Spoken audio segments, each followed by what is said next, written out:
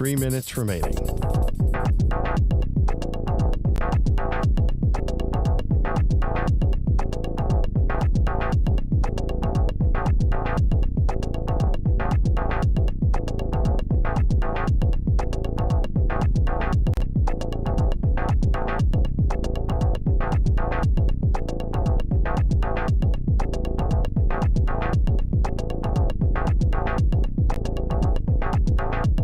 Two minutes, 30 seconds remaining.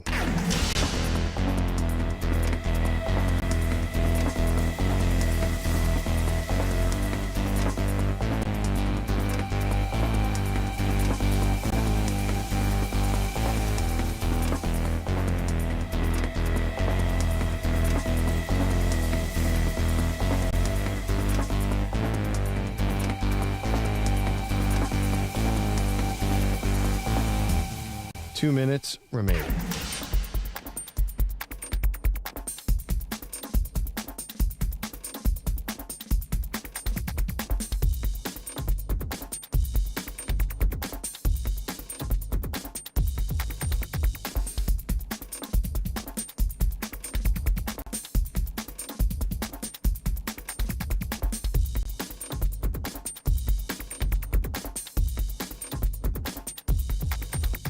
One minute, 30 seconds remaining.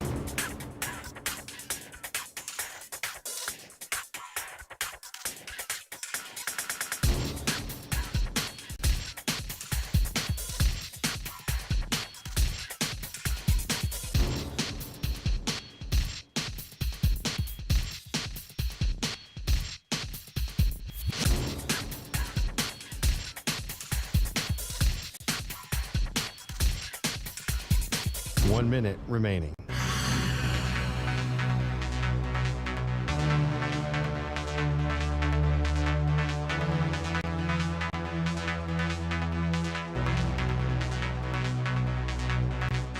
Forty-five seconds remaining.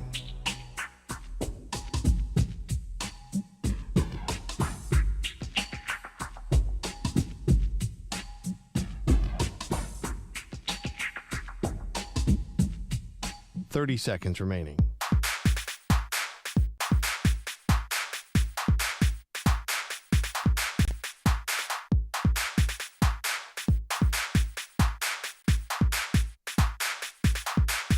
Fifteen seconds.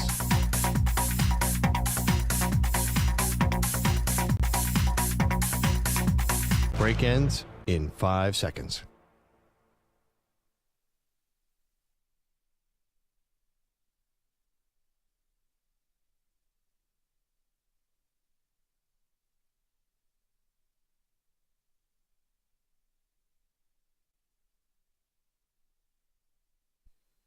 To infinity and beyond.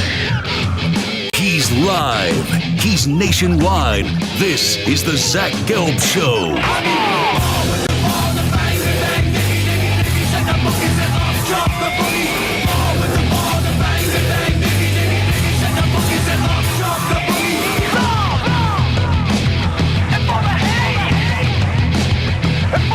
Here's your host, Zach Gelb.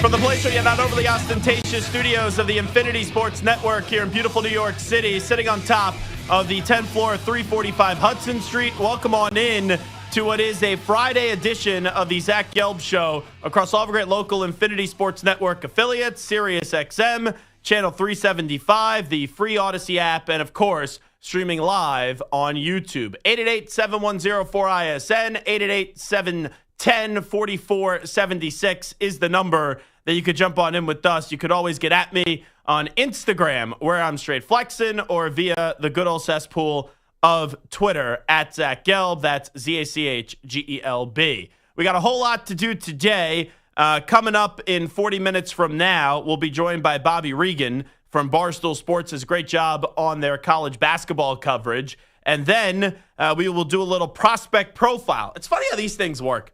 So we go, all right, for prospect profile, we know that we eventually have to hit Colorado with Shedeur Sanders and Travis Hunter.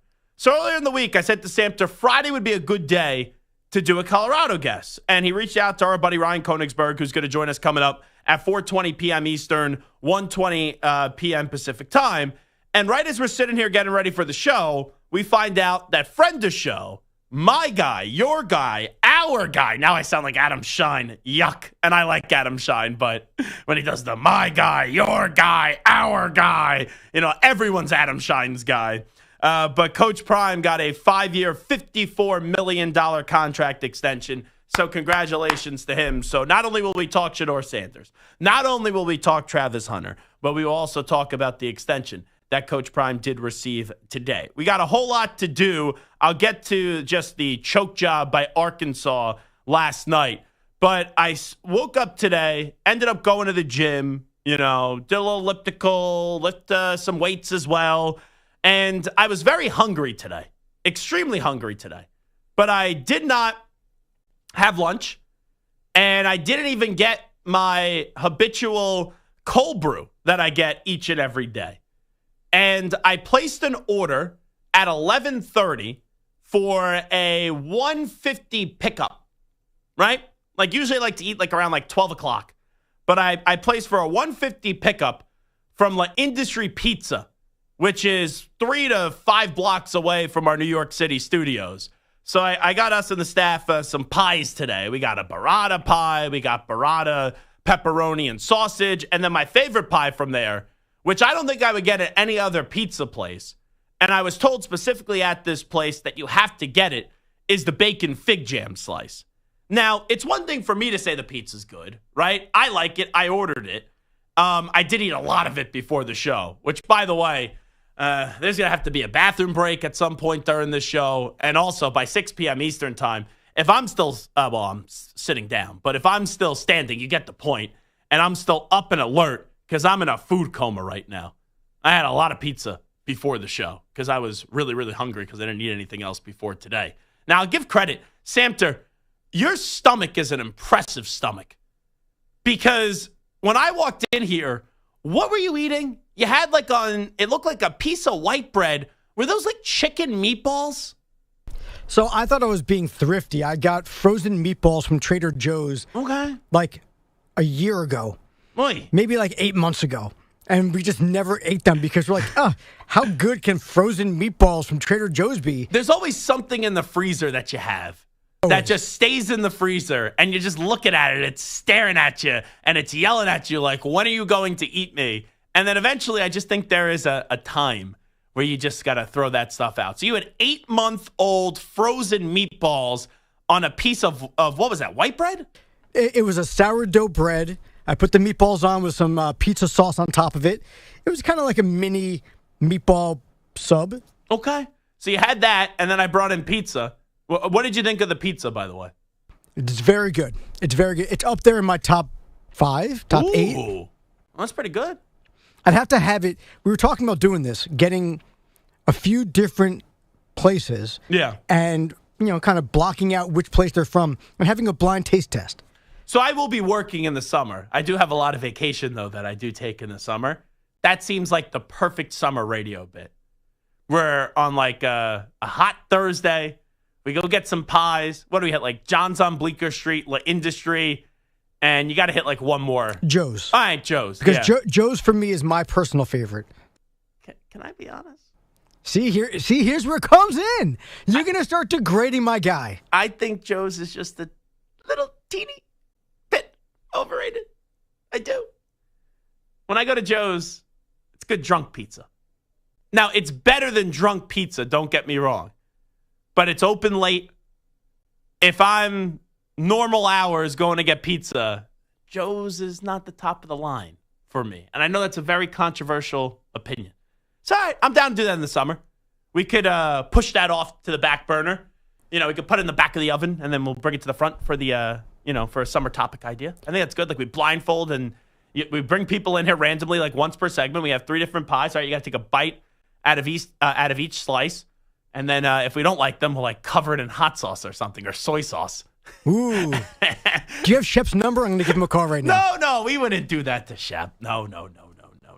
Absolutely not. I will say that the fig and bacon that you were talking about was delicious. Yeah. Delicious. Very good. Even Marash and Tiki were loving it. Marash is watching his weight, is watching his figure right now, which if you listen to this network, that's something that you never thought we would ever be saying.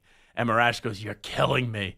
You got this pizza, and now I have to eat this pizza." I'm like, "Well, you don't have to." He goes, "Yeah, but Tommy's making me," the other producer there, "Tommy's making me get him a slice of pizza. So now, of course, I'm going to get the pizza as well." So, little sweet treat for a Sweet 16 Friday right here on the Zach Gelb Show on the Infinity Sports Network. Yesterday kind of went how I expected. I thought Alabama, BYU, Florida, Maryland would be high scoring. I thought Duke would be high scoring as well. I like Duke, Florida, and Alabama all to win. I made a bet right before the game, a good-sized wager on Alabama laying the points, and I felt very good about that one, and they ended up laying the 4.5 points and covering 113-88. I saw a great stat. If you only kept the 3-point shots that Alabama made last night, which was 25, the most in NCAA tournament history, and their free throws, which are 18 free throws, and you took away all their 2-pointers, they still would have beat BYU. So now this sets up a tremendous matchup. Alabama up against Duke, which feels like a Final Four game, but it's going to be played in the Elite Eight. And the winner of that will go to the Final Four. And those two high-octane offenses are going to be fun to watch. And how great was Cooper Flagg last night? And Caleb Love was sensational with the 35 points. But Cooper Flagg, 30 points, 6 rebounds, 7 assists. Remember, is he going to be healthy heading into the NCAA tournament from what happened during the ACC tournament, which is a fair thought. Very quickly, that thought did evaporate when he just threw down a dunk in the first round up against a poor 16 seed and then stuck out his tongue. And it's like, all right, Cooper Flagg is back. So Bama rolls BYU 113-88. Duke survives up against Arizona 100-93. And what was probably Kevin Willard's last game at Maryland, Florida clearly was the better team. They won 87-71. But the best game was Texas Tech and Arkansas. And if you listen to this show, right, I tell you when I'm right, I tell you when I'm wrong. No, I'm not a hypocrite like some others do claim. But I was confident that Arkansas was going to win the game. I said, plus the points with Arkansas. Also, you may as well just take them on the money line. Because I was very, very bullish on the coaching job up until this point last night that John Calipari did. So 2 things can be true. Statement 1, John Calipari did a remarkable job this year at Arkansas. It is unbelievable that in their first year on the job, he got that program to where how they look for most of the season to the Sweet 16. But then the next statement, he choked that game away and it leaves a sour taste in your mouth, is also true. They're up 16 with 9:29 to play. They're up 13 with 4:22 to play. You got to win that game. And I know people will tell me, oh, but Zach, basketball is a game of runs. Sure. That was a choke job last night by Arkansas. They should be playing on Saturday night. They should be playing tomorrow night. And they squandered away a golden opportunity to basically say bleep you to so many people that doubted John Calipari in Arkansas this year. And I love Cal. But the last few years in the NCAA tournament, he's been a disaster. And this was really ugly last night. Now, it doesn't ruin the season, but you walk away from this season saying, man, we should have been in the Elite Eight. And when Calipari gets back there, will anything else be different? Because as great as John Calipari has been, right? UMass Final Four, Memphis National Championship game. You look at Kentucky, won a national championship, and all the recruits that he's been able to bring in, and every stop that he goes and he's in the Hall of Fame, we all know what the legacy, we all know what the resume is of John Calipari. But he's only won 1 championship. For the talent that he's had, you would think he would already have more than 1 championship. And that's why Kentucky didn't want him anymore. And that's why he saw the writing on the wall and he left Kentucky. And I'm not saying he had to win a national championship this year. If they just would have lost last night, and it wasn't in just humiliating fashion when you had a 16-point lead and you blew it and you just got beat by Texas Tech, all right, no harm, no foul, round of applause, sensational season. But how you lose last night and you choked that game away and you gagged that game away, it was tough to watch. It really was. And you know who Calipari started to remind me of a little bit? Started to remind me a little bit like Mike Tomlin, right? You say John Calipari, great coach. You say Mike Tomlin, great coach. Mike Tomlin has won championship. John Calipari has won championship. But are either closer than where they were a few years ago to where they are now in winning their next one? And the answer is no. And we know Mike Tomlin gets in the postseason and then is out of the postseason, eliminated in the first round. Now, we know what Calipari did last year up against Oakland, but even when he gets a little bit further, he has some bad losses. And you look at what happened last night for a team that was not supposed to be there, but they are there. This is supposed to be their moment. This is a wonderful story. They're the lone double-digit seed remaining in the NCAA tournament in the Sweet 16. They could taste the Elite Eight. And John Calipari, what he's been the last 5 years at Kentucky, popped up in Arkansas. You just can't blow a 16-point lead. With under 5 minutes to go, you can't blow a 13-point lead. He didn't foul up 3, which, to be honest, that's not even the one I'm crushing him for. But then in overtime, not taking a timeout, when your team looked like they were a bunch of chickens with their heads cut off, and they had no clue what they were doing, and they almost didn't even get the shot off. I think there was 0.2 of a second, and it just got off, and it didn't go. Like, there's a lot there that if you don't like Coach Cal, and I like Coach Cal, and I usually root for Coach Cal, that you could slam him for. At the end of regulation, at the end of overtime, and just choking away a game when you had victory and you snatched defeat from the jaws of victory. Because that's what they did. And yes, I know people could say, oh, but they weren't supposed to be here. But you were. And you had a 16-point lead. And you got to win those games. And you don't know when you're going to be back. And do I believe that John Calipari, with the way that he could coach and the way that he could recruit, that he could make Arkansas happening and jumping and they could be back in a Sweet 16 in very short order? Yes. But it doesn't mean that they're going to find a way to get to Elite Eight. Doesn't mean that they're going to find a way to get to a Final Four. And it doesn't mean they're going to find their way to a national championship game. And it doesn't mean that they're going to find their way to a championship game. And you never know when you get on one of these runs, which Arkansas was on, what could happen. But that is a miserable, and I mean a miserable end to the season in the fashion that it did go down last night. Let's hear from John Calipari on why he didn't foul up 3 towards the end of regulation. Cut 3. TB down the stretch came up with rebounds, and we missed a free throw that made it a 3-point game. And now you're like, okay, there's 12 seconds, a little too early to foul. The kid that was 1 for 9 makes it, and it was contested. I mean, sometimes that stuff is, stuff that happens in these games. That one I don't crush him for. And I know every analyst, once the game ended, like, oh, you got to foul up 3, you got to foul up 3. That one, for whatever reason it was, when I was watching the moment, it wasn't the first thing that I thought of. But towards the end of the game, I'm sitting there on my couch saying, timeout, timeout, timeout, timeout. I'm okay letting it go for a little bit. But when no one has any direction, when no one knows what they're doing, you got to call a timeout. And Cal didn't do that. Here is John Calipari why he didn't call a timeout towards the end of overtime. The last possession there in overtime, any consideration to calling a timeout there? Yeah, but in my career, I let that go. Let the guy get to the rim. They're not going to foul you. And with that kind of time, just me. You call a timeout, now you got to worry about what he's doing, how he's playing, the inbound, what are you doing? So I usually let that go. Now, because it ended the way it is, yeah, I wish I would have called a timeout. But 99% of the time, I let that go. Because now I know what they're doing, they know what we're doing. That's why we did it. You got to call that timeout, though. I'm okay letting it go for a little bit. But there is an obvious moment there when you could have still ran a play and still had time. And the other thing is, he had more time, but towards the end of the first half, he did call a timeout. And it didn't lead to success.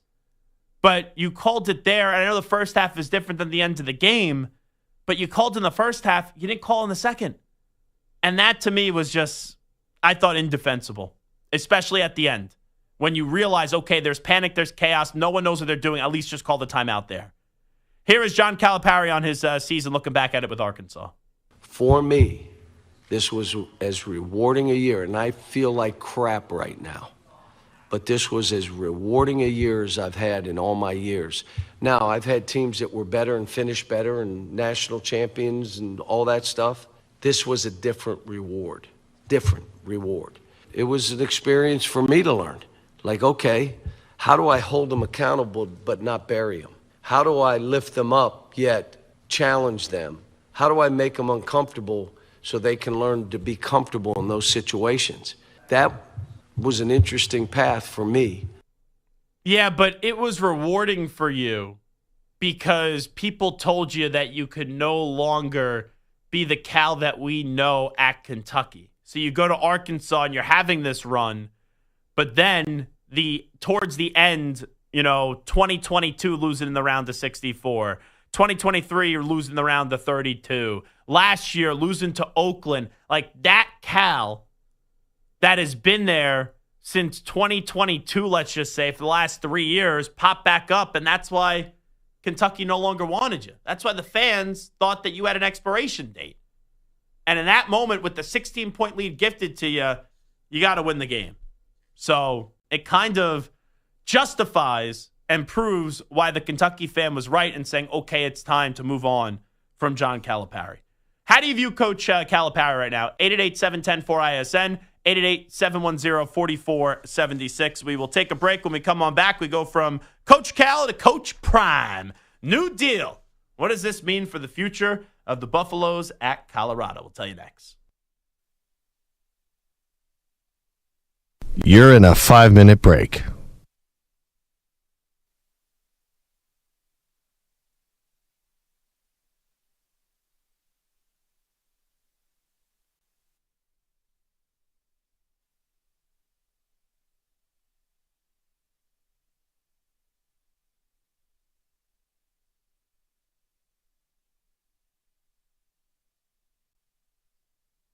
Four minutes, 30 seconds remaining.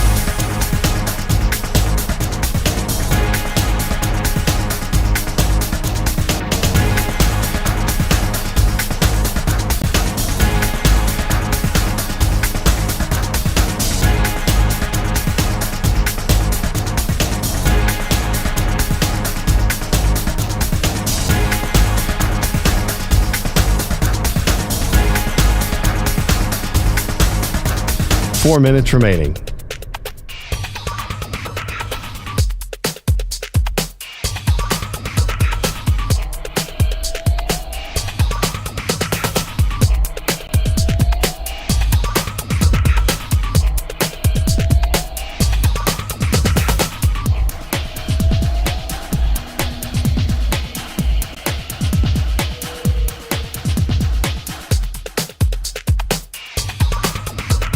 Three minutes, 30 seconds remaining.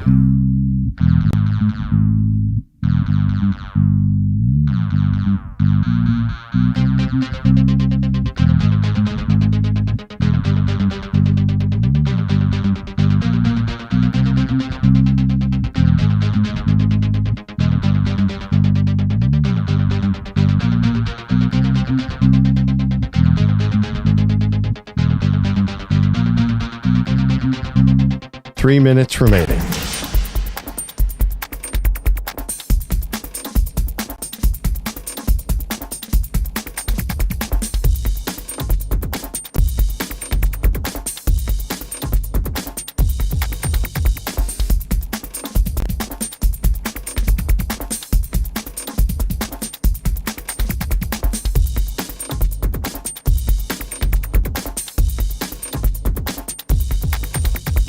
Two minutes, 30 seconds remaining.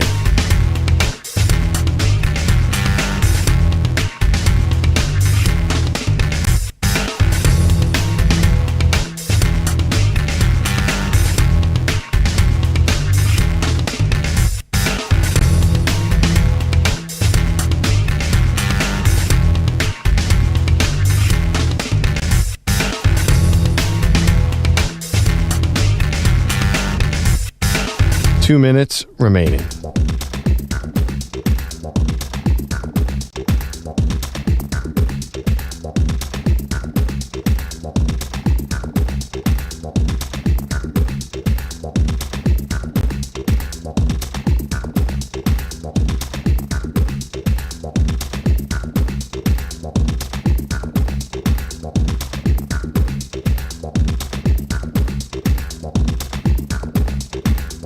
1 minute, 30 seconds remaining.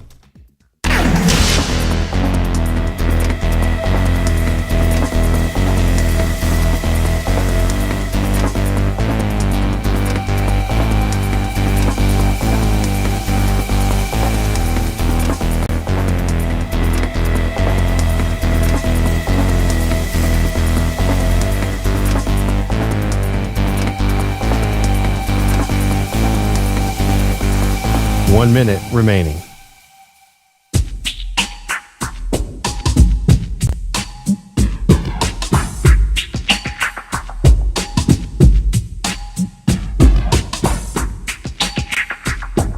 "45 seconds remaining.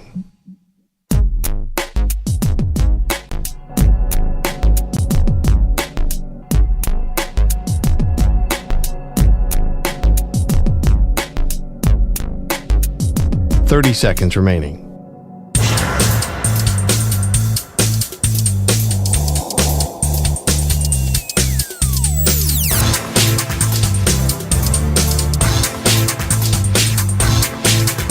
"15 seconds.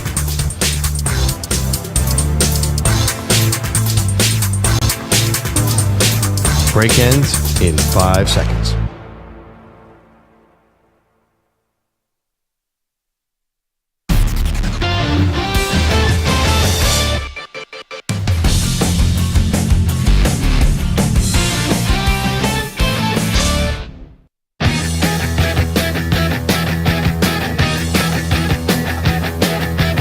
You're listening to the Zach Gelb Show. Alrighty, welcome back in. It is the Zach Gelb Show on the Infinity Sports Network. Coach Prime has the new deal. It's a new contract worth $54 million. So a nice little payday for Coach Prime as he signed a 5-year, $54 million contract extension with the Buffaloes at Colorado that runs through the 2029 season. And this makes him one of the highest paid coaches in the country. So I think this is the important thing. And this is a very important paragraph on ESPN. If Sanders accepts another coaching job before the end of the contract, his buyout would start at $12 million if he left on or before December 31st of this year of 2025, followed by $10 million in 2026, $6 million in 2027, $4 million in 2028, and $3 million in 2029. He can retire from coaching, though without having to pay damages to the university as long as he doesn't retire and then return to coaching somewhere else. So I think this is a good day for Colorado. If I'm a Colorado football fan, I do say to myself that I think for a little bit, this puts that never-ending conversation not to rest, but it kind of moves it to the back burner of, hey, is Coach Prime going to be leaving? Now, the way that I'll say this, and I'm not going to say it's impossible that Coach Prime takes another job in college football, because I would imagine a bigger school eventually comes calling and they elect to give him, whatever he wants. But now that he's making, about $10 million a year, and if not more than that, how they break it down and all that stuff. His salary will increase to $10 million in 2025, making the highest paid football coach of the Big 12 and among the top 10 highest paid coaches in the country. According to the contract, Sanders will earn another $10 million in 2026, $11 million in 2027, and $11 million in 2028, and then $12 million in 2029. So he's making anywhere from $10 to $12 million. For a college football coach, that's pretty damn good, right? So it's like, how much more could you get from a bigger school? But I think if he's going to leave to go to a bigger school in college, it would be because it's easier for him to get the kids that he wants. Now, Coach Prime, just because of who he is, does not have a problem in getting kids that he wants. Like, for example, you lose Shedeur Sanders, you got a 5-star quarterback that just came in Julian Lewis. So he can get the big names. But if you have Coach Prime's brand with, let me just throw out a job that is not going to be open anytime soon, with like the Georgia brand, or the Alabama brand, right? Like marquee jobs in the SEC, or even a lesser job in the SEC. Like, how about Auburn? How Auburn has fallen. And I threw out a few years ago Coach Prime to Auburn. Imagine what Coach Prime could do with the resources of the SEC or even the Big Ten. It's just something to think about. But this is the way that I feel about it. And I'm not going to say that he could never go to another college program. But my line of thinking is this deal just once again shows you his commitment to staying at Colorado if he stays in college. And that could change through the years, but at least for the next 2 to 3 years. The only way, though, that I see him leaving Colorado, like in the next 2 to 3 years, would be for the NFL. I don't know if you agree with that statement, Samter, but I think this contract, because a lot of contracts you could say, oh, so what? And then when you look at the buyouts with it starting at $12 million and then getting down as low to $3 million, if you really want him, like let's say if Alabama opened up tomorrow, which we hope it doesn't because we want Kalen DeBoer to do well. Like, can Alabama afford to buy out Coach Prime and then pay Coach Prime? Absolutely. Without a doubt. Easily. So I kind of think with getting this deal done now and it being a lucrative salary for Coach Prime, this takes away for the immediate future my line of thinking that Coach Prime is going to be leaving Colorado to go to another college, and that if he's going to leave, it's only going to be to follow Shedeur somewhere and go somewhere in the NFL, would be my guess. That's a good train of thought. My only potential amendment to that would be the SEC and the Big Ten are kind of running the show. They're the Kings. So maybe he just decides, I need to be in one of those two conferences in order to compete. The Big 12, as good as it is compared to where I've been, it's just not what the SEC or the Big Ten can offer me as far as the playoffs and winning a championship and how many teams get put in if they do the expansion, all this talk. So that's part of it. But the other thing is, what is fulfillment for Coach Prime at Colorado? Right. Because he was 4-8 the first year. They took over the college football world in September, and they were disastrous down the stretch. And then this past year, they had a very good season. They ended up getting 9 wins. At one point, it looked like they were going to win the Big 12 and they were going to go to the college football playoff. Now, that didn't happen. They had a bad showing up against Kansas, and that put that idea to bed for the rest of the season. But, if Coach Prime just makes the college football playoff, or if he just wins the Big 12, let's say next year or 2 years from now, does he say, okay, I proved a lot of people wrong. Look what I did at Jackson State. Look what I did at Colorado, which was a doormat program. And you know what? I don't really need to do this day in and day out grind of being a college coach and having to deal with all this stuff, because there is that retirement clause in there that, he won't owe anything to the school if he in fact retires and just doesn't go to another school or another program after that. So I think having that, and hey, there's a lot of stipulations and clauses and contracts that end up meaning nothing, but you just have to, from a legal standpoint, put that in there. But I do wonder, there has to be some thought of Coach Prime that says to himself, all right, I know I'm the man at Colorado, right? When I went to go look up their schedule today, I did Coach Prime's football schedule.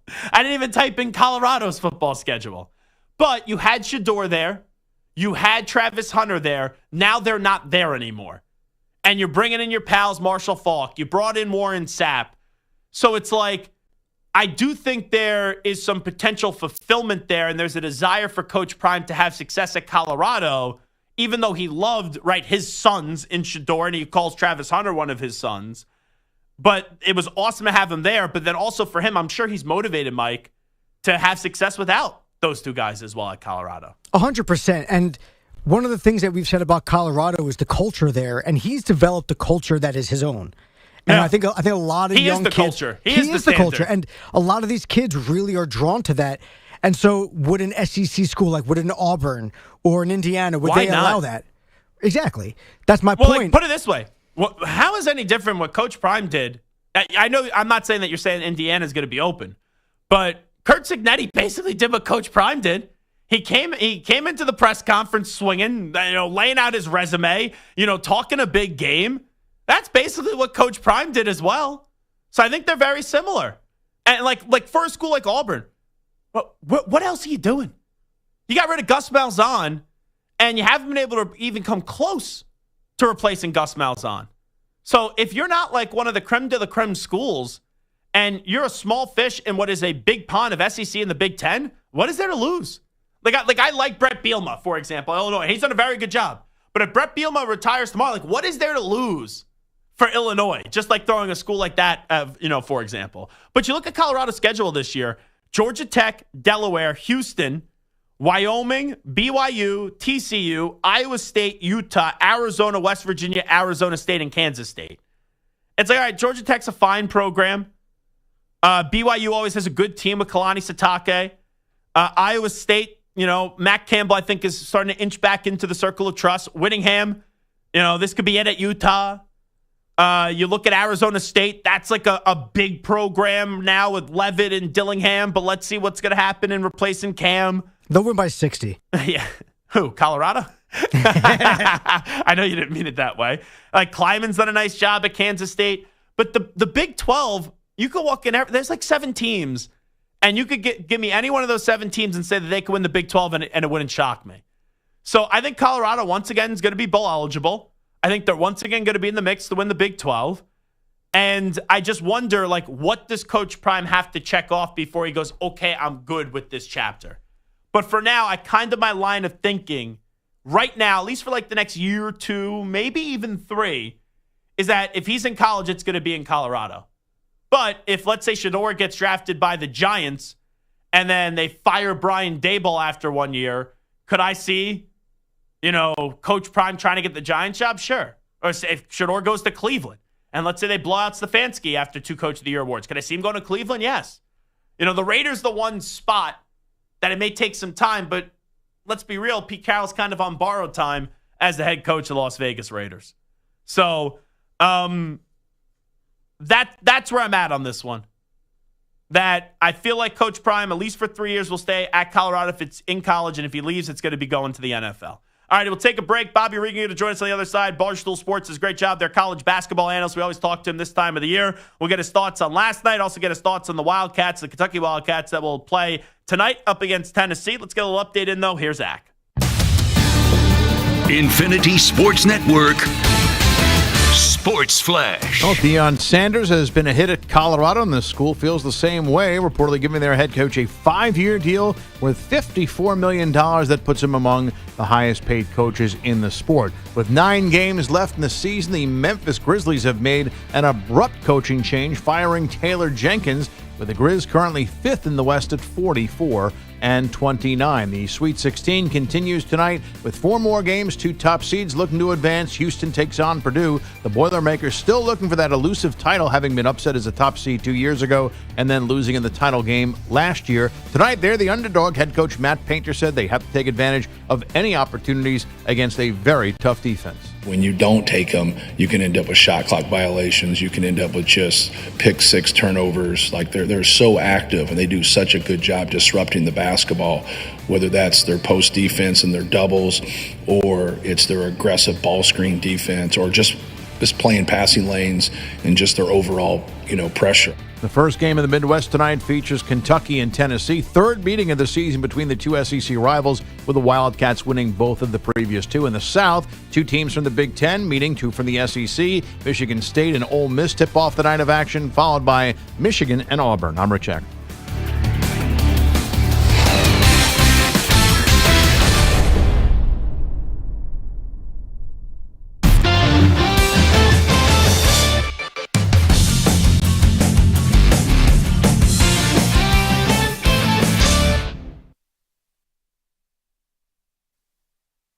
You're in a 5-minute break.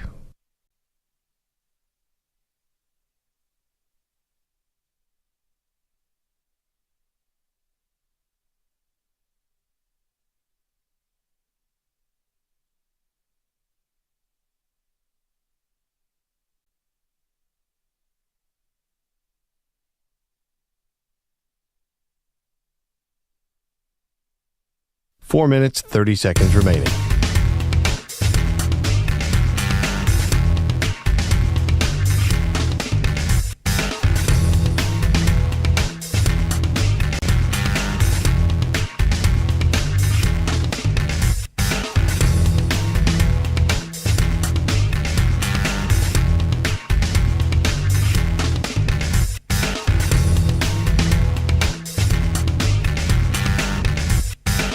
4 minutes remaining.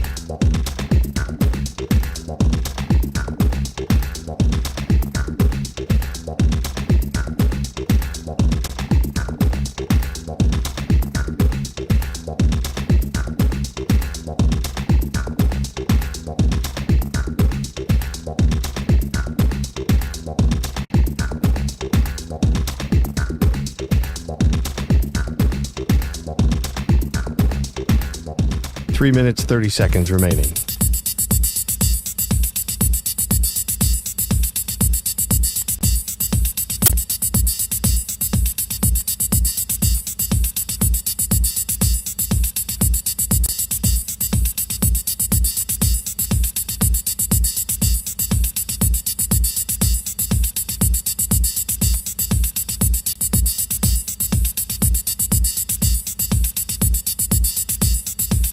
Three minutes remaining.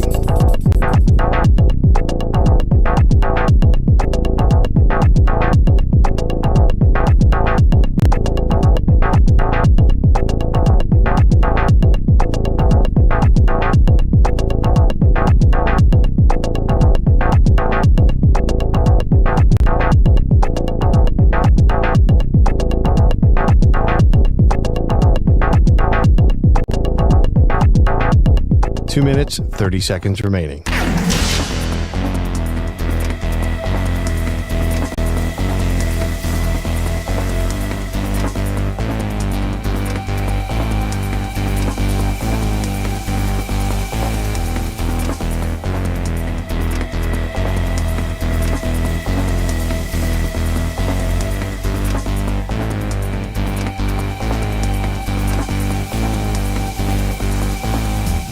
Two minutes remaining.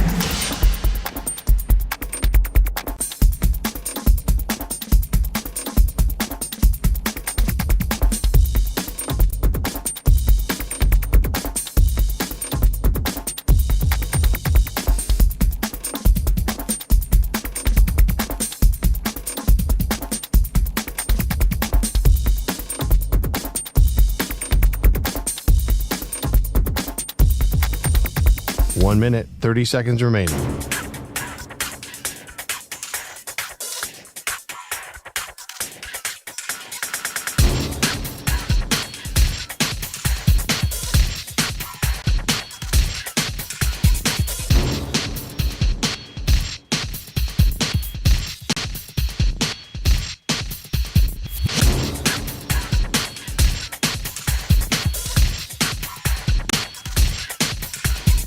One minute remaining.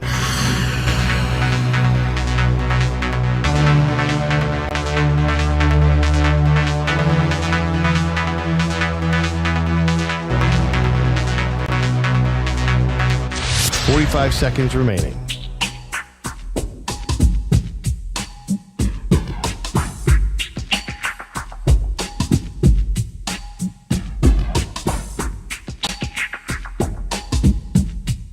Thirty seconds remaining.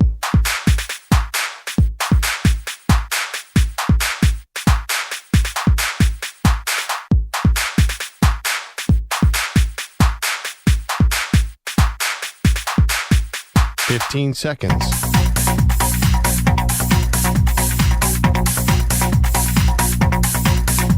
Break ends in 5 seconds.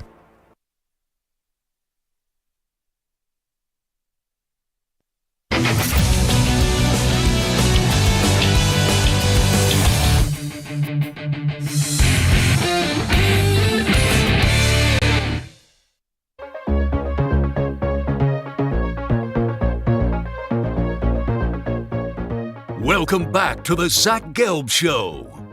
All righty, welcome back in. It is Zach Gelb Show, coast to coast on the Infinity Sports Network. We had the Sweet 16 last night. It will continue tonight, and then we'll know what the Elite 8 is for Saturday and Sunday. Let's go out to Barstool's headquarters in Chicago's right now, and we will welcome in Bobby Riga. Does a great job covering college basketball for them. Bobby, appreciate the time as always. How you been? Good, Zach. How are you, man? Well, I'm fantastic. So I know that you're a big Kentucky guy. We've talked before about John Calipari. I thought it was time for Kentucky to move on from him, and I thought it was time for Cal to find something else.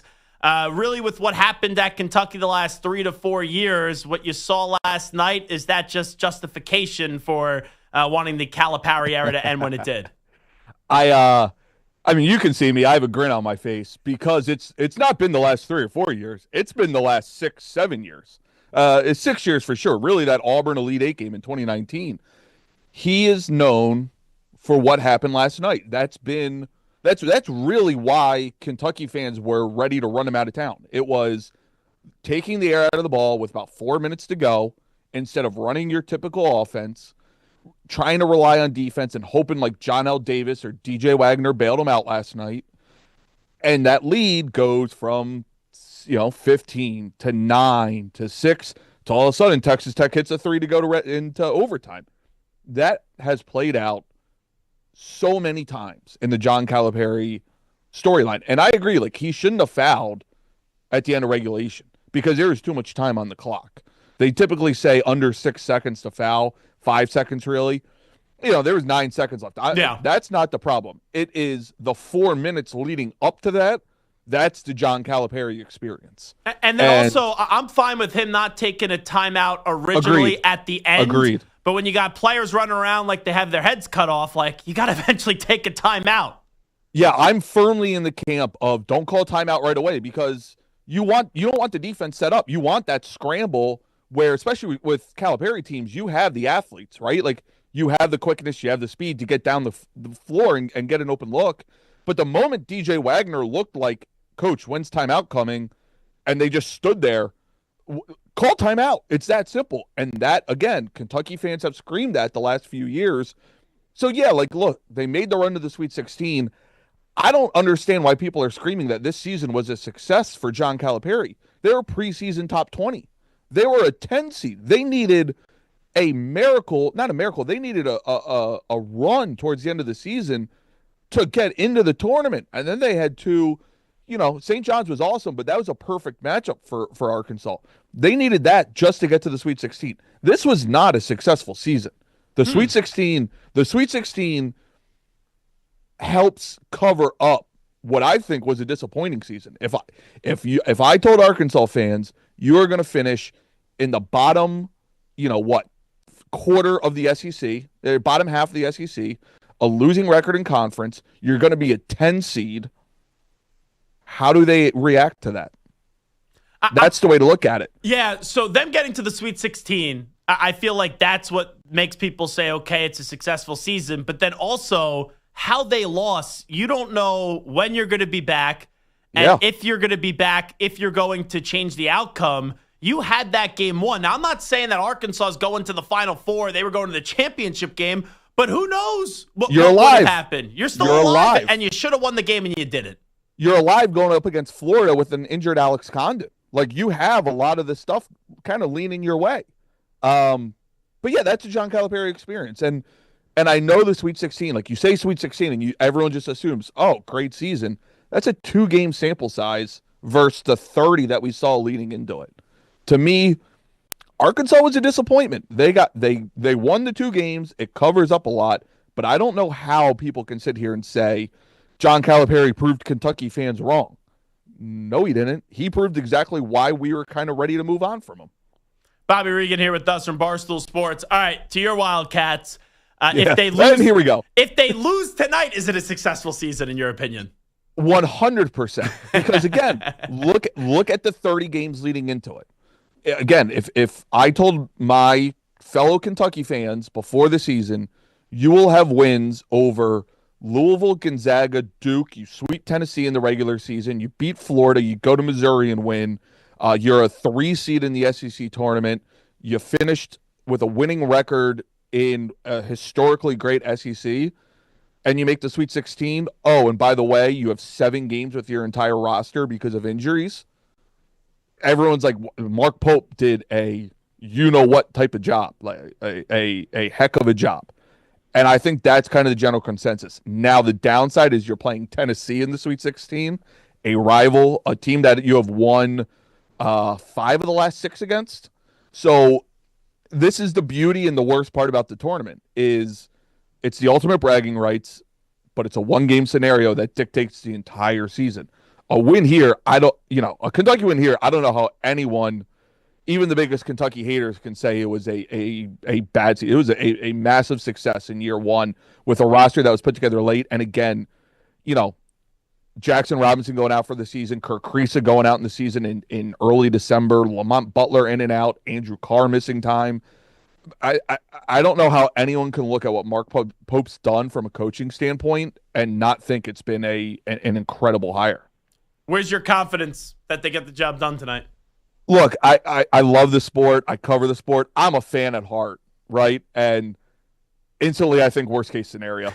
It's just how my mind thinks. And I kind of think Tennessee's going to win, and also this is more a national storyline. Everyone's talking about Bruce Pearl, who I love, Kelvin Sampson, right? These guys trying to get their first title. Yeah. What about Rick Barnes? I know he's been to the Final Four since 2003, but he's here once again. Right, and how about the fact that you look back, Tennessee has lost. They lost to FAU in the Sweet 16. They lost to Purdue last year in the Elite Eight. I think they lost in the round of 32. Yeah, they lost in the round of 32. What would that be, 3 years ago? So they keep progressing one round, and it's like, is this the year they get to the Final Four, which Tennessee has never been? Again, I'm a fan at heart. I love saying Tennessee's never been to a Final Four. I want that to stay true, obviously. But as a Kentucky fan, I am worried about positive regression for Tennessee. They did not shoot the ball great against Kentucky in the two games this year. They shot 45 threes in Knoxville. And can we just say this game being played in a football stadium is the dumbest thing in the world?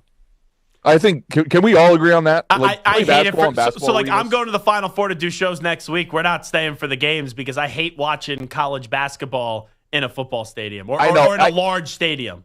I get it for the Final Four, right? Mm-hmm. Like it's such a big event. You can sell the tickets. But the fact that the Sweet 16 and Elite 8 are being played in a football stadium with a curtain and it's not even the entire stadium, and you get these four fan bases, you get three true basketball schools in Houston, Kentucky, and Purdue, two of which are Kentucky as blue blood gets. Purdue, massive success, massive history. Tennessee, a lot of recent history. That's got to be played in a better environment. It just has to be played in a better environment. Bobby Regan here with us. So Duke at Alabama, that feels like a Final Four game. We're going to see it in the Elite Eight tomorrow. Points, and more points, right, in this one? I kind of think maybe a little under because Duke's defense is probably the second best in the country. I think Houston still has the best defense in the country. And the fact that we saw San Diego State 2 years ago beat Alabama by running them off the three-point line, funneling them into the mid-range where they don't want to play, and then San Diego State had an elite shot blocker that year, Nathan Mensah, and you just take away the rim runs. Look at Duke. A lot of big guards, big wings. They can run you off the three-point line, and then you have Malawak, Cooper Flagg, what's the other guy's name? Nwangba, Malik Brown, if he's healthy enough to play. Four guys that are rim protectors. They match up very well. Now, again, we saw Alabama go nuclear last night, a historically great shooting night. That's always a real possibility. But I kind of think Duke's defense is tailor-made to, defend what Nate Oates wants to do. Yeah, I'm not picking against Duke until they go down, to be clear, in this tournament. When we look at the other ones that still remain that are playing tonight, Auburn and Houston, do you think Houston's losing to Purdue? Do you think Auburn's losing to Michigan? Because I don't. If one loses, my guess would be Michigan beats Auburn. Okay, Dusty May. That Auburn kind of felt like it hit its peak a little early. They struggled down the stretch. Obviously, I think they lost 3 or 4, if I remember correctly. Yeah. They haven't seemed right, and don't get me wrong, they are a great team. But a month ago, people were talking about them as potentially an all-time great team. That ain't the case anymore, right? That's just, I think everyone agrees. All Michigan does is win close games. If they hang around, if Auburn does not step on their throats early, how do you not kind of think Michigan just finds another way to win like they have over the last 3 months? Houston, I think, is the best team in the country. They have the defense. What they have this year compared to years past are 3 guards that shoot the ball so well. I'm not worried about their offense. Emmanuel Sharp, LJ Cryer, Milo Suzanne are phenomenal. They might be the best 3-guard tandem in the country. And they should just smother Purdue. I am not, and look, I may be dumb, but I just don't see it happening. That's the beauty of saying something like that because it's the NCAA tournament. But I think I said before the tournament, Houston's going to win the national championship. Nothing's persuading me from that right now. You going Izzo or you going Beard tonight? What an elite coaching matchup. This feels like Izzo though. This isn't Tom Izzo team. I don't understand how Michigan State is good. Like I've watched every game and I'm just like, these guys aren't good outside of Jace Richardson. And I say that in jest. Like they're not an elite talented team for a number 2 seed. You're gonna wind up in their locker room for the next thing you know. I know, but Tim Doyle. they play. I'm not calling them frauds because they play Tom Izzo basketball. Yeah. Right. They don't shoot the ball exceptionally well, but they rebound, they defend. They have that top talent in Jace Richardson, and all the parts fit, which matters. Ole Miss, they did what they did against Iowa State, but they have had a history recently of getting up and then blowing the lead. They did it to Arkansas in the SEC tournament, which took a buzzer beater for them to win. They did it against North Carolina, which they had to hang on to win.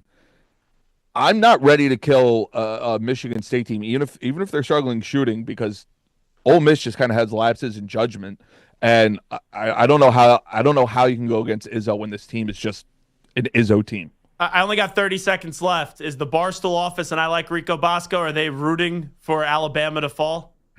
I don't know, man. It's hard to root for Duke. It's hard to root for Duke. That's kind of where everybody is. It's a big test. It's Duke, Alabama. It's Duke or Rico. I'm a writer, to be clear. I don't want anyone going after me, but geez, it's a big one. It's content versus Duke, and I'm torn in the middle. I love Rico. I've been with Rico all day, and it's we've talked a lot about the game, but yeah, it's hard. It's hard to say Duke. It's hard to say Duke. Yeah, Bobby Regan. Reegs, good luck to your Wildcats tonight. We appreciate it. All right, thanks, man. Have a good one. There you go, Bobby Regan from Barstool Sports, right from their HQ in Chicago, joining us for a few minutes of the Zach Gelb Show on the Infinity Sports Network. Ryan Koenigsberg still to come at 4:20 p.m. Eastern Time. Coach Prime with the extension. We'll also do a little prospect profile with Shedeur Sanders and Travis Hunter. When we come on back, we'll do a little onside offside. Coming on back, Zach Gelb Show, Infinity Sports Network.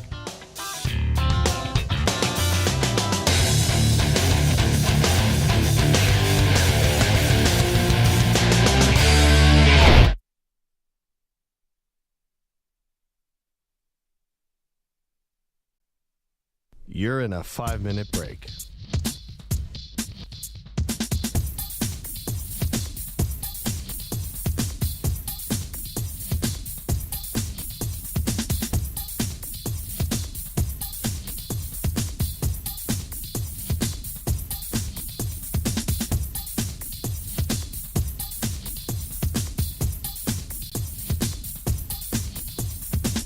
Four minutes, 30 seconds remaining.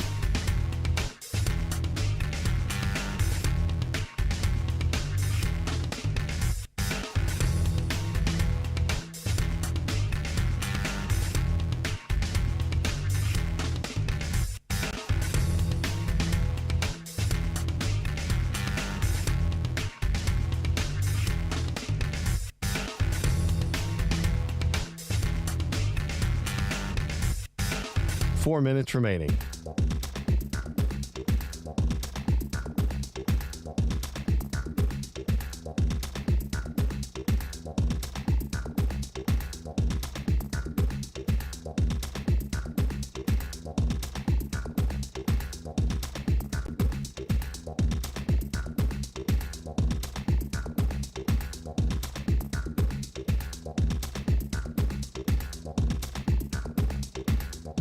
Three minutes, 30 seconds remaining.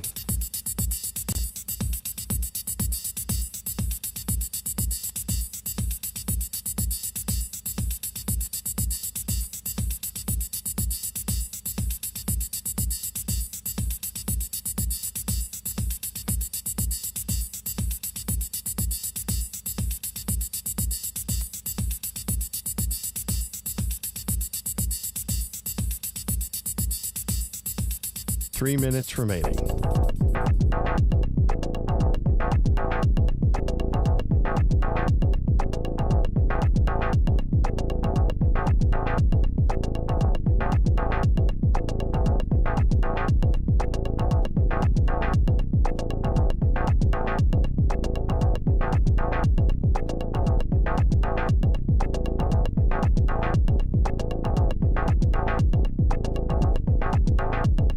2 minutes, 30 seconds remaining.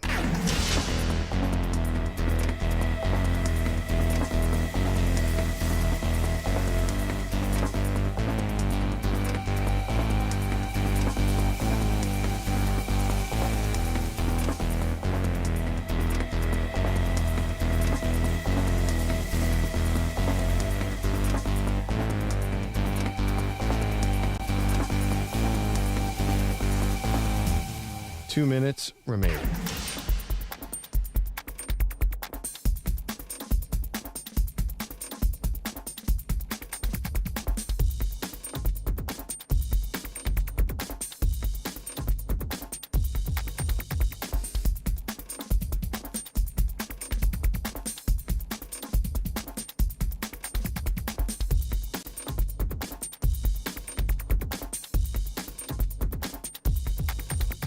One minute, 30 seconds remaining.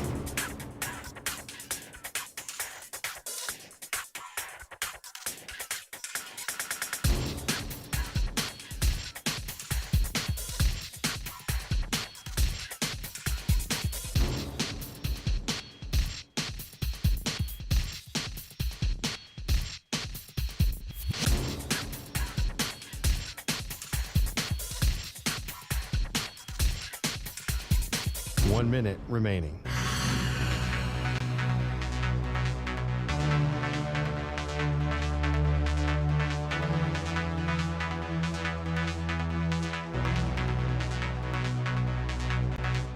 Forty-five seconds remaining.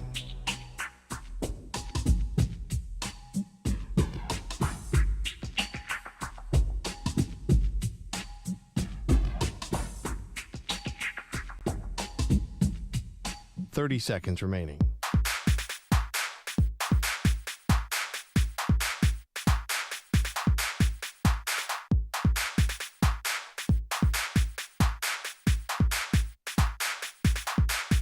Fifteen seconds.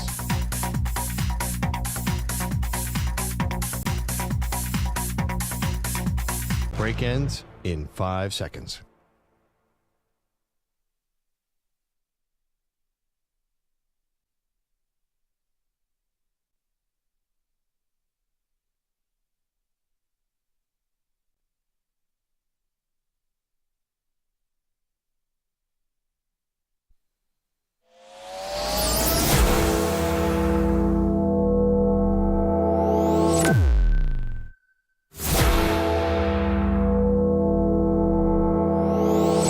Infinity and beyond. He's live. He's nationwide. This is the Zach Gelb Show. Alrighty, hour number 2 of our radio program. It is the Zach Gelb Show on the Infinity Sports Network. We'll do a little prospect profile, talk Deion Sanders, Travis Hunter, and also get into the Coach Prime extension with Ryan Koenigsberg coming up 20 minutes from now. But first up, we got some questions. Maybe I'll give you some answers. Hopefully I'll give you some answers. We call this segment Onside Offside. Botcher, give me my theme music.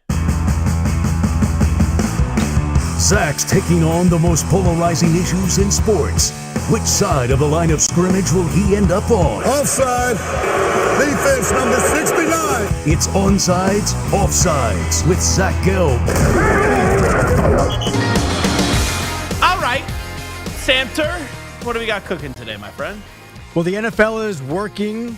The NFL is discussing a number of potential rule changes, as we know. Owners' meetings coming up soon.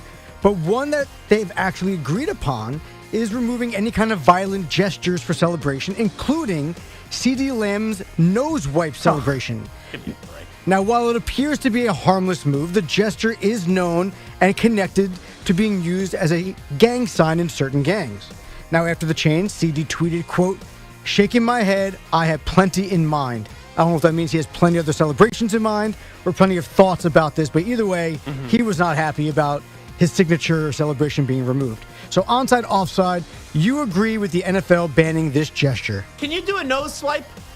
Can you try? What would be your idea of a nose swipe? I'm not doing I don't want to get shot outside in the streets. I don't think you would be. I think you're walking with me. It'd be good protection.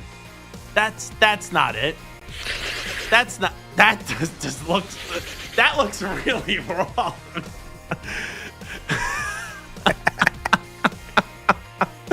Watcher, can you try a nose swipe? Are we doing like a first down? Because the first down's like that. Isn't it like this? Like, it's like a 3-pointer. looks like I was trying to pick my nose there for a second. Alrighty. We are a white radio program is what I just learned. You agree with the NFL banning this gesture. Offside. Offside. Why would I agree with this? It is a harmless celebration when it's done on a football field. Is that really a gang symbol or like a celebration or something like that? It is associated with certain gangs, especially those out in the West Coast. Give me a break. Come on. You're doing that on a football field. I think it's innocuous. You know, there's also times where like people will do the bow and arrow celebration and you get flagged for that. Or I forget who the team was, the NCAA tournament. So I think it was St. John's. They did like the 3-point celebration, or they went like this and someone thought they were like shooting guns. Stupid. Come on. What are we doing? So no, I totally disagree with the NFL banning this gesture. How do they even come up with this? Like you got all these crusty old white guys, sitting there and getting ready for the league season, and they go, "Oh, we got to ban this despicable act by CeeDee Lamb." Give me a break. Remember when Joe Buck lost his mind? Packers Vikings, a disgraceful act. That's distasteful. When Randy Moss fake mooned the Green Bay Packers fans. Oh my God. Alrighty, you could ask me the next question. I'm done with it. I was done with this one while you were asking it. I'm really done with it now. I was waiting for you to fully be done with it. Yeah, I was done with this like on the first sentence. The moment you said that the one thing they agreed to ban is the CeeDee Lamb's nose wipe celebration, I was like, huh? He's got like a booger in his nose? What's going on here? What are we doing? Well, if I know you, you're going to love this. It combines two of your favorite things. Flag football and the Olympics. I do love flag football. Oh, okay. I was being sarcastic. I was very good at flag football in college. They always thought because I was a fat guy in college, they thought I was like always slow, but I was pretty quick for my size. So I'd line up on the line. The first play, I'd always just run like 30 yards down the field, easy touchdown. Some may say I was the Jewish Gronkowski when it came to flag football in college. Okay, I had a couple thoughts in my head that I probably shouldn't have said with that one. But for the first time ever, football will actually be in the Olympics.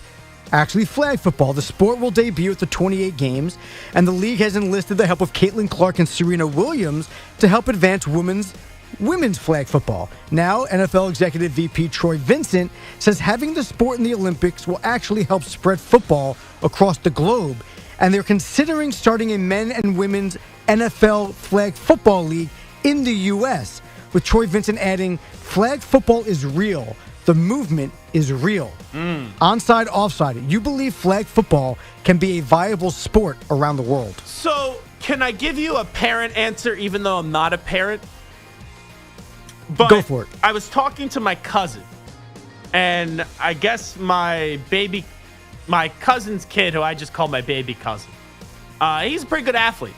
And he's like 8, 9, or 10 years old, something like that. But he's pretty tall. He's a good athlete, quick. And he's been playing a lot of flag football. And I said to her the other night when we were all out for dinner celebrating my grandpa's 98th birthday, I said, do you think you'll let Luca play tackle football? She was like, no. So I wonder, for parents, because of, the CTE concerns and the concussions and all the hitting that goes on in football, if you throw flag football on more of a national stage, if there is even more of a trickle-down effect that there already is.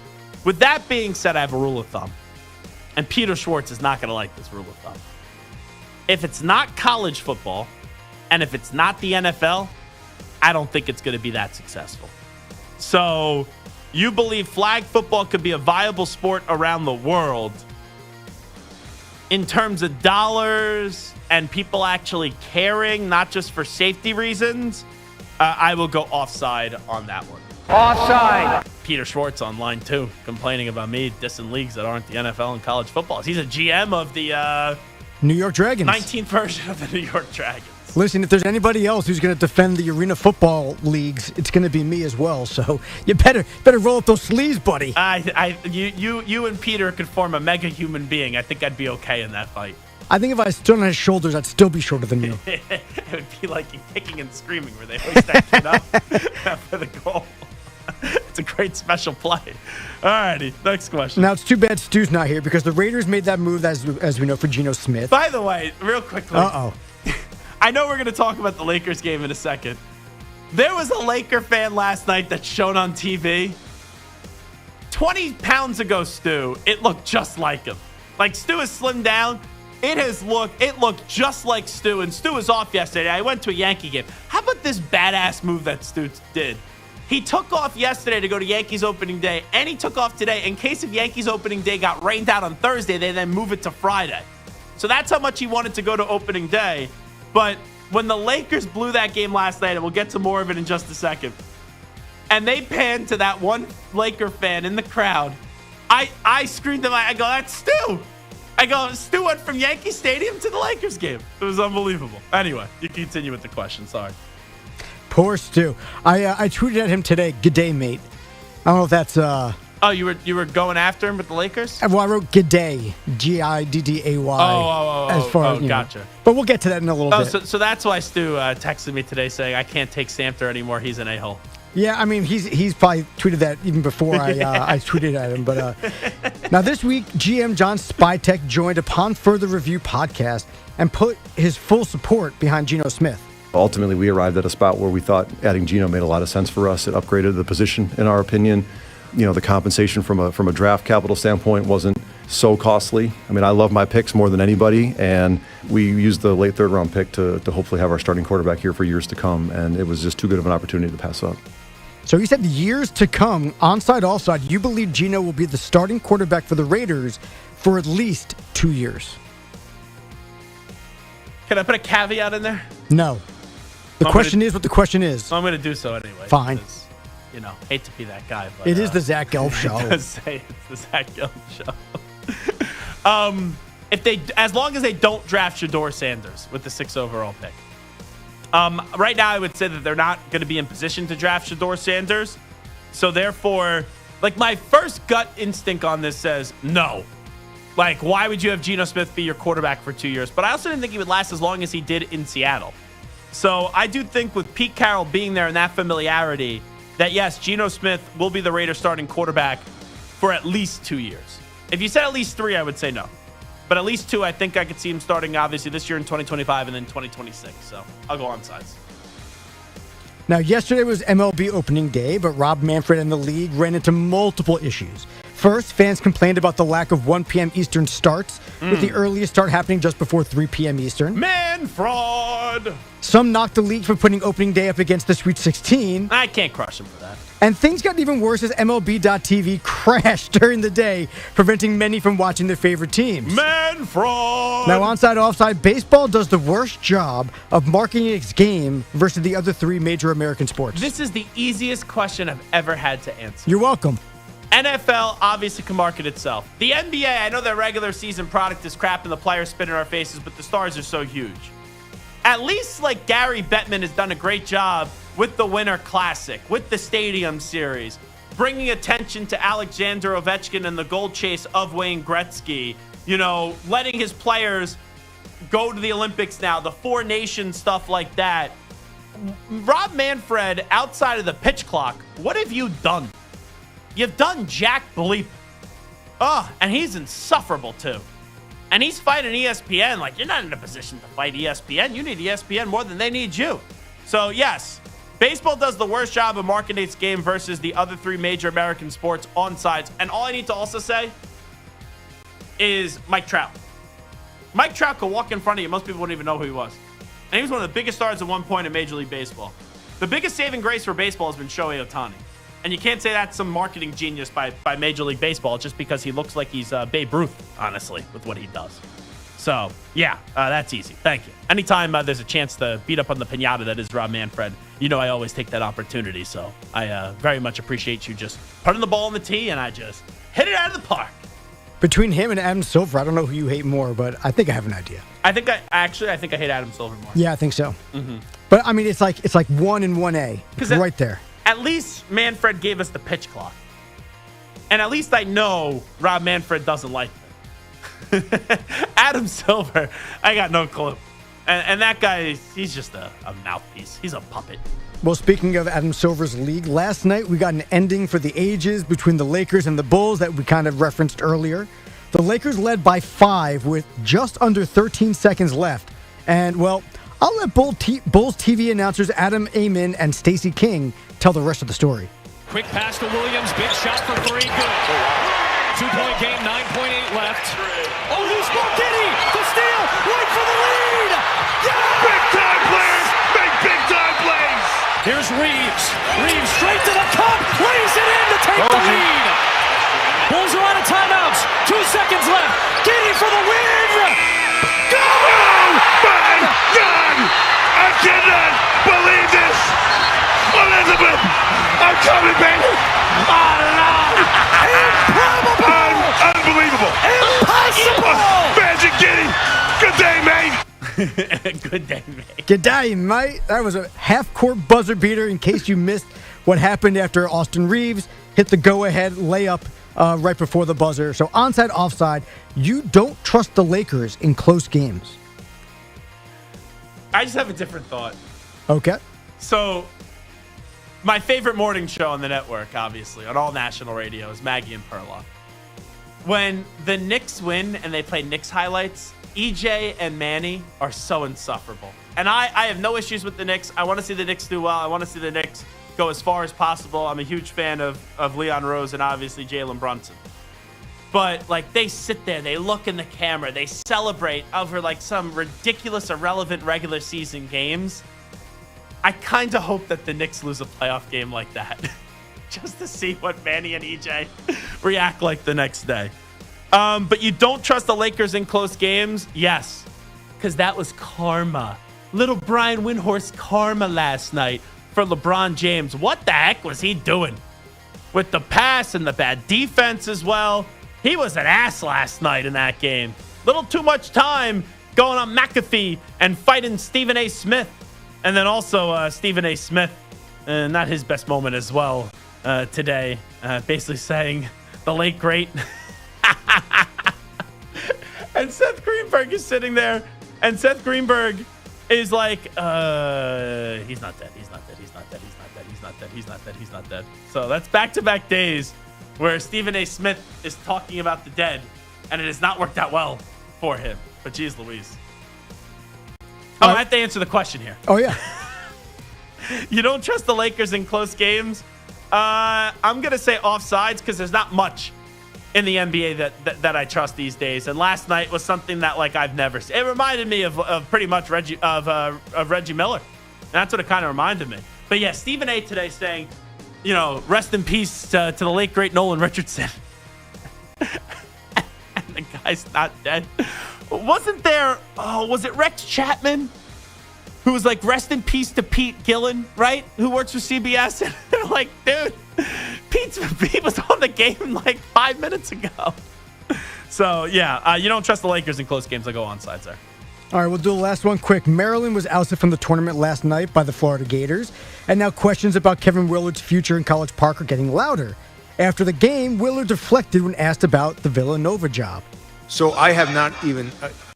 No, I don't know what I'm doing. I'll just be honest with you. Yes, I know what I I'm doing. haven't talked to my agent. I haven't talked to my wife. Liar. I made a promise You to always this talk to team your that I wife. was going to just focus on this team, and that's all I've done. So I haven't talked to anybody. I have an agent. I'm sure he's talking to people because that's what agents like to do. Mm-hmm. But you know, I don't know. Now, if that answer sounds familiar, this is Willard back in 2022 when he left Seton Hall for this current Maryland job. Kevin, there's been a lot of rumors in the last day or so of you potentially going to Maryland. Do you want to kind of comment on whether that's accurate or not? I'll give you exactly what I can tell you. I have an agent who I haven't talked to yet. I haven't talked to. I don't know who he's talking to. I have absolutely no idea. But when I get home tomorrow, I'll talk to my agent and discuss things with my agent. Sounds eerily familiar. Onside, offside, Kevin Willard will be the next coach at Villanova. I think so. On sides, I could argue that Porter Moser or Mick Cronin could be a better fit for Villanova than Kevin Willard, but Villanova hasn't made a move yet, so it makes me think that Kevin Willard's going to be their next guy on sides. All right, we'll take a break. We'll do a little prospect profile next. Where will Shedeur Sanders go in the draft? How about Travis Hunter? And also Coach Prime, extended, new deal at Colorado. What does that mean? We'll get all those answers with Ryan Koenigsberg next. You're in a 5-minute break.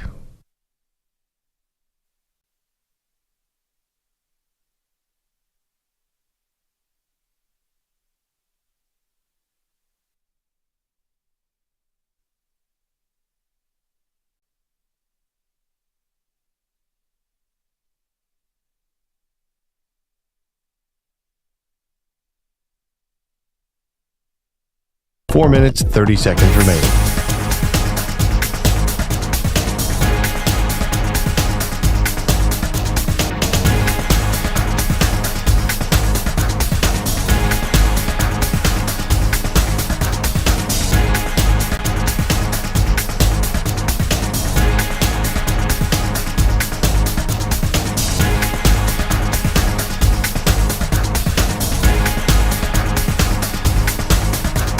Four minutes remaining.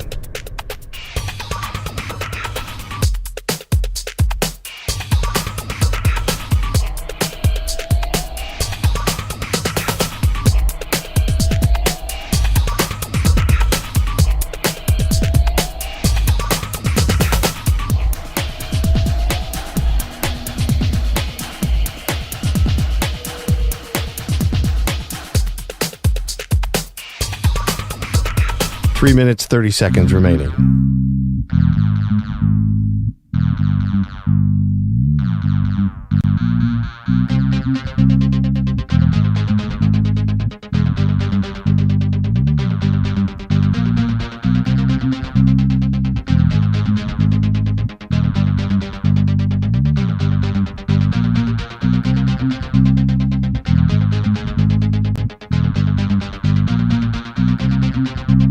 Three minutes remaining.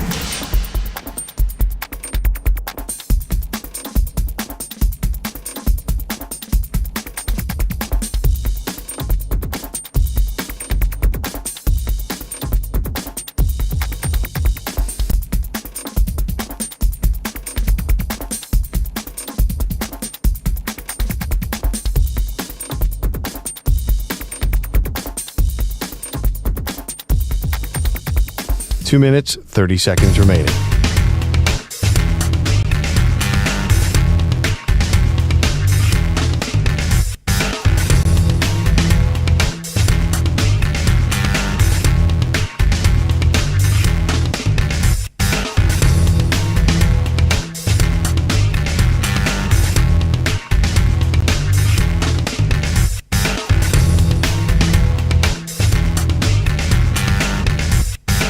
Two minutes remaining.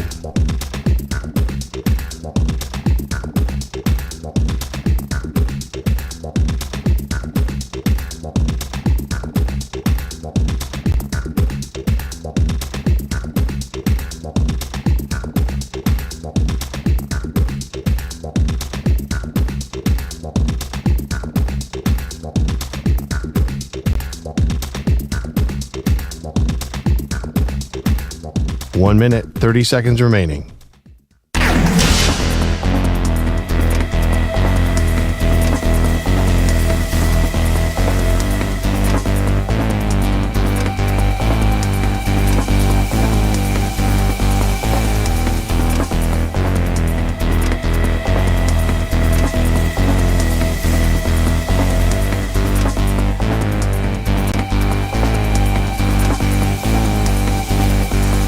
One minute remaining.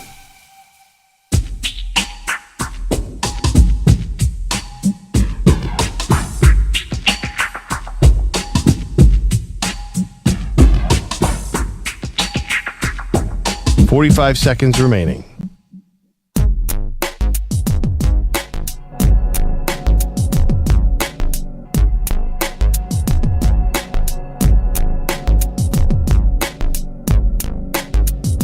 Thirty seconds remaining.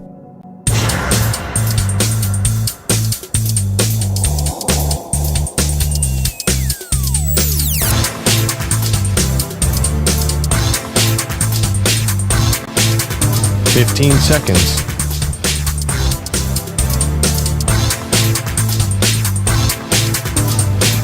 Break ends in 5 seconds.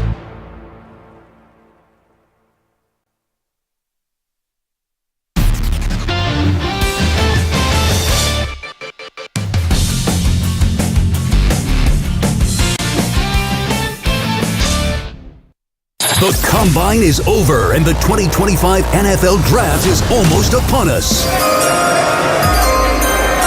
With the first pick in the 2024 NFL Draft, the Chicago Bears select Caleb Williams. The Carolina Panthers select Bryce Young. The Jacksonville Jaguars select Trevor Lawrence. The Cincinnati Bengals select Joe Burrow. Let's find out whose stock is falling and whose stock is rising. Jackpot, baby! And now it's time for the Zach Gelb Show to give you an inside look at some of the biggest draft prospects in this edition of Prospect Profile. Obviously, we will talk Travis Hunter. Obviously, we will talk Shedeur Sanders. But some big Colorado news today. Coach Prime, a 5-year, $54 million contract extension with the Buffaloes of Colorado. So let's head out there. Does a great job for All City. Here's Ryan Koenigsberg, who covers the Colorado program. He's kind enough to join us right now. Ryan, I know it's been a while since we saw you at the Super Bowl. How you been, my friend? I'm doing great, man. How about the timing on this interview today that we had planned earlier in the week and just happens to work out perfectly with the Coach Prime extension? Yeah, sometimes some like dumb luck that you just get in this business, as you know, obviously with your Colorado following. So you're plugged in on the day-to-day of the Colorado football program when this news came out today, and it's finally over with 5 years, $54 million contract extension for Coach Prime. What's the take? What's the reaction? I think the reaction is a big sigh of relief for a lot of Colorado fans who I think for the most part have believed Coach Prime when he said, I love it here. I want to stay here. I don't have interest in going to the NFL. But there, for so many outside sources constantly to be kind of pushing this narrative of Coach Prime to go here, Coach Prime to go there. Why would he stay at Colorado when he could do this or that or the other thing? It's a huge sigh of relief and a great feeling of validation for the people who believed Coach Prime when he said those things and really thought that there was almost a budding love between Coach Prime and the Boulder community and the CU football community. And it's really awesome to see those people kind of rewarded for believing that could actually happen. I've always been an advocate of Coach Prime. When he was at Jackson State, no offense now to Colorado, I was saying Auburn should hire him, and we know what he's gone on to do the last 2 seasons in Boulder. But now it's different because Shedeur's no longer there. Travis Hunter's no longer there. We all know the kids that Coach Prime could bring in, and he's always going to be in the spotlight. But for you, what do you think fulfillment is for Coach Prime at Colorado now with Shedeur and Travis no longer being there? It's a great question, and I think it leads really well into a point that I was going to make about the timing of this. To me, it's no coincidence at all that the timing of this comes right about the middle of spring practice for Colorado. And it's my understanding that over the last couple weeks, shortly after spring practice began, is when this kind of started to really heat up. It had been bubbling for a while for this to happen, but it really got pushed across the finish line in the last week or so. And to me, that's notable because I think that Coach Prime never knew exactly how he was going to feel when he went out on that field to coach and his sons weren't there. And I think that he's incredibly fulfilled by coaching, but I do wonder if there was a part of him that said, I just want to make sure, I want to see how I feel when I get out there. And I think that he went out there and really was just thinking about coaching for the first time since he's been doing this and ended up loving it. He doesn't have to be dad, coach, bouncing back and forth now. He just gets to be coach to all of these kids. And, you know, he said it from the beginning, like what he is fulfilled by is helping these young kids become men. And I honestly and truly believe him when he says that. And, you know, talking to players that have been there and the experiences of, you know, parents and things of that nature that have been involved with the program, like, that's really what makes him tick, is trying to help these kids have some of the advice that maybe he wishes he had when he was that age. And he really pours into them when they get on this campus. And I almost wonder if that gives him even more motivation that his sons aren't there to have kind of, more young people that he can help mold. Ryan Koenigsberg here with us. When we take a look at Julian Lewis, right, he's the next guy up for Colorado and the future of this program. We were talking about it, like what success for Colorado this year. That's like 7 or 8 teams that you look at in the Big 12 and you could say, okay, they could go win the conference. So I expect them to be bowl eligible. I expect them to be competing for a conference championship this year. But you knowing the roster in and out, what do you kind of feel is your vibe going into the season for the Buffaloes? Yeah, it's going to be a really fun storyline to follow because, in my opinion, the roster as a whole, the median of the roster is a lot better. It's the best it's been since Coach Prime got to Colorado. The difference is you obviously don't have 2 superstars in Shedeur and Travis, who we're going to get to in a minute. And so I'm kind of seeing this as a year where Colorado is playing a much more balanced brand of football. They're a lot stronger in the trenches. They're certainly going to run the ball a lot more. In addition to Julian Lewis, they have Caden Salter, who transferred in from Liberty, who's like a true dual threat quarterback. And I think that this team definitely has a chance to compete in the Big 12. I think it's going to come down to, how quickly can the offense mesh, and whatever quarterback ends up taking the job, how quickly do they really get rolling as an offense. Defensively, I think they're going to be incredibly strong. So they have that to lean on a little bit, maybe early in the season. But I do expect them to be in that mix of teams up at the top of the Big 12 at the end of the year. So before we get to Travis and Shedeur, Ryan Koenigsberg here with us, I see the details of the contract comes out. And if Coach Prime wanted to leave, it starts for this year, a $12 million buyout. I said it to open the show. I think for the immediate future, year, 2, 3 years, in that range, that I really do feel like if Coach Prime is coaching in college, it's going to be at Colorado. But with that buyout number not being incredibly high in the NFL, just being the NFL, do you think that conversation goes away? If, let's just say, Shedeur is drafted by the Giants, and then a year from now, the Giants fire Daboll, like those conversations are naturally still going to pop up with the possibility of Coach Prime leaving to go to the NFL, right? I think on a national standpoint, yes. I think that those conversations are always going to happen. I don't care if the buyout was $50 million. I think the conversations are still going to happen, mostly because it's just good content. To me, I really believe Coach Prime when he says, and he said it a lot, like he doesn't have an interest in coaching NFL players. He's been there. He understands kind of the difference in the way that guys approach the game. There's a lot of guys, as he would say, that are just collecting checks and aren't there, necessarily for the love of it. And according to him, that's not something that he would be able to handle as a head coach, a guy making, $15 million a year who isn't really about it. So I don't think the conversations are ever going away, but I really don't think that that's something that he's interested in. I think even, the other college football jobs, those are also going to come up, but he feels really comfortable and really happy in Boulder. And for a guy who's not chasing checks or whatever, that goes a long way. Do you think he's the face of college football right now? Yes, I do. And the reason I say that is because he's everywhere you look. Obviously there's coaches that have had more success at the college level, but they're not talking about him first segment on ESPN during the season almost every single Monday morning. To me, when it comes to the flash and the excitement and the hype and the quotes and all of that put together, he's like the perfect face of college football. And all of the networks know that and love that and are leaning into it, which I think results in him being that.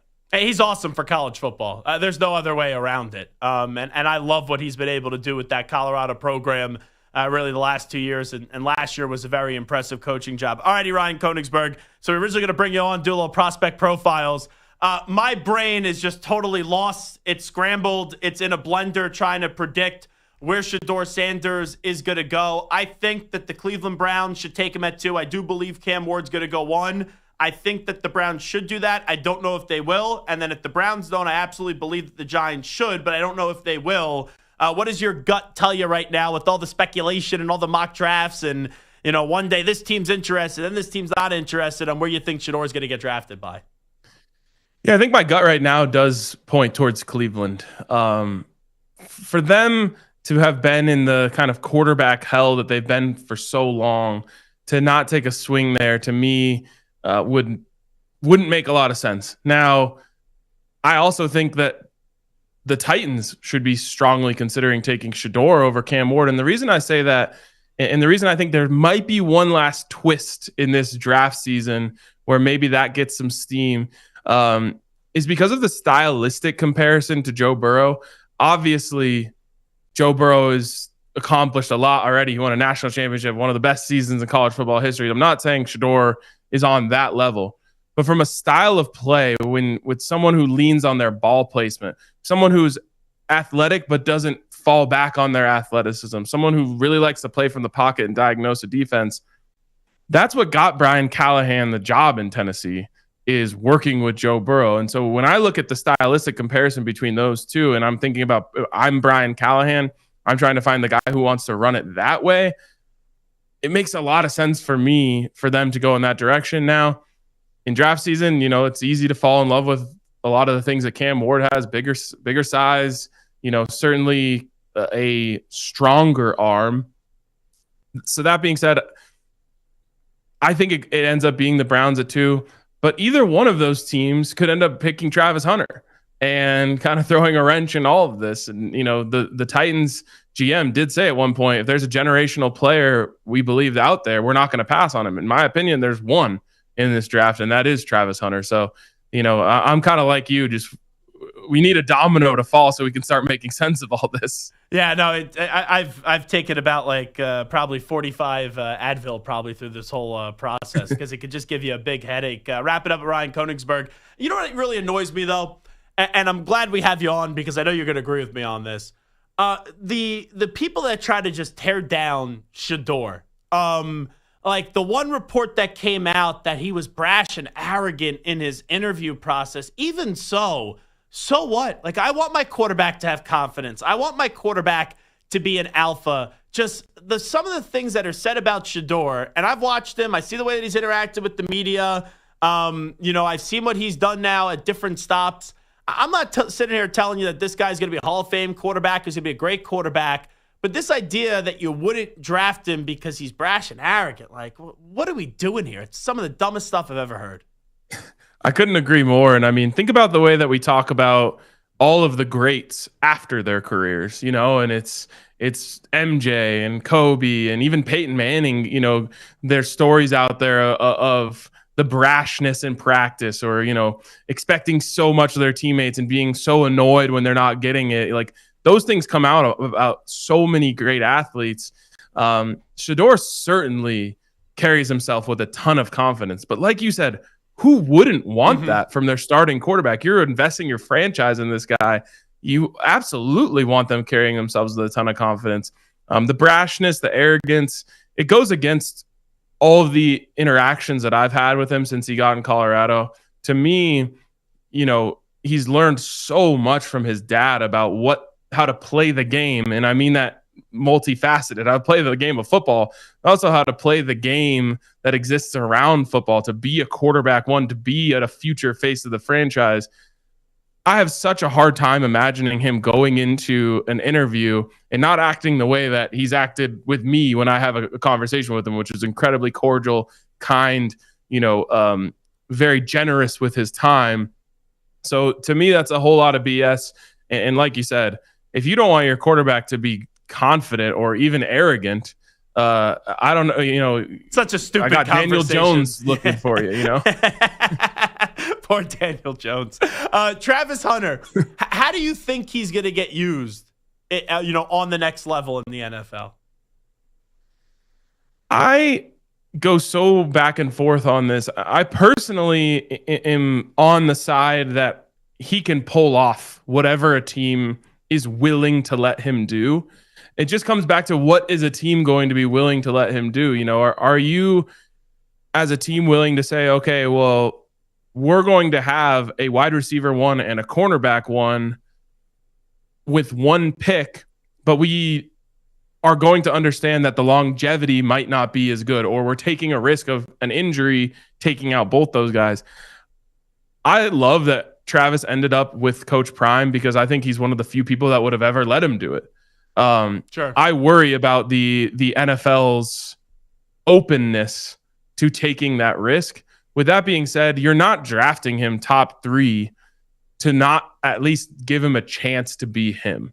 So I think that what happens is he starts on offense and wide receiver is his main job, because I think that he has incredible upside there, and you can't dictate, if you're the other team, how often he can impact the game. That's my thing with the corner position is, if you want, you can just look away from Travis all game. And is that valuable? Yes.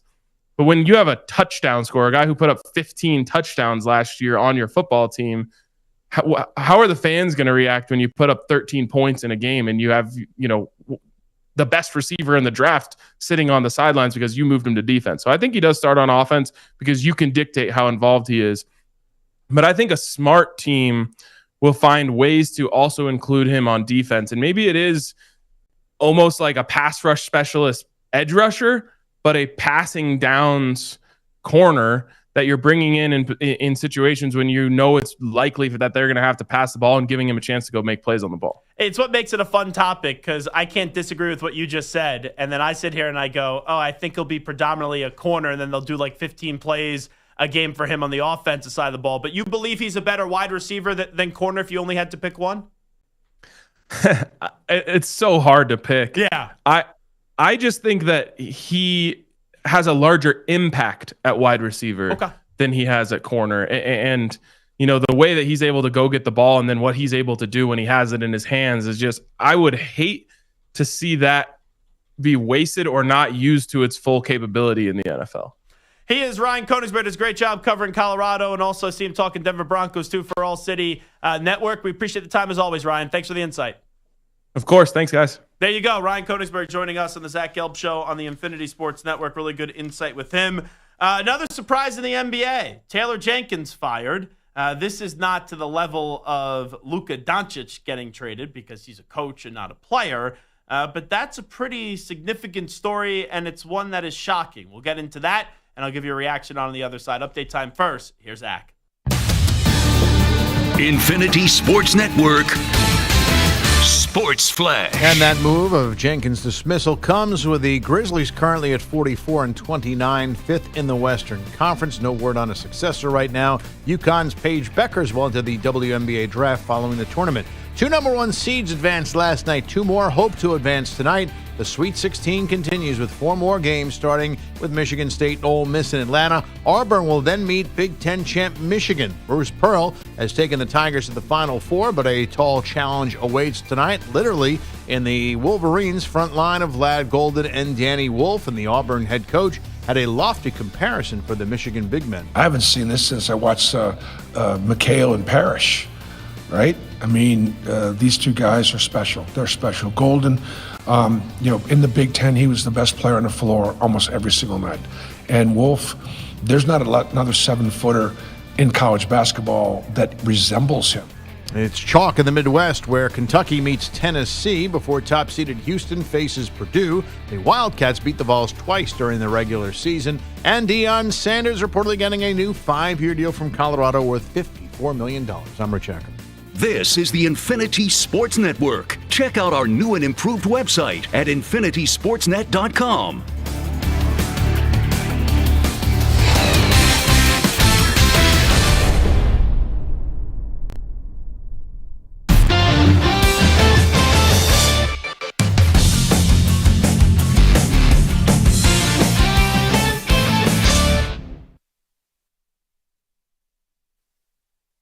You're in a 5-minute break.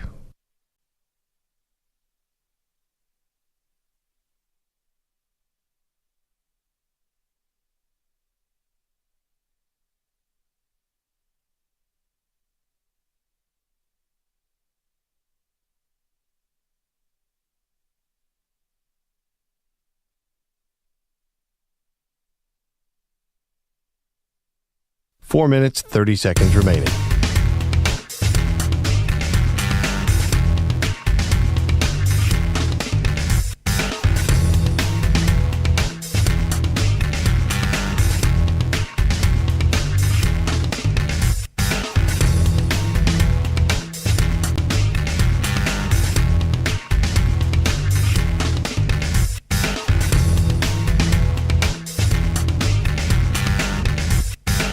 4 minutes remaining.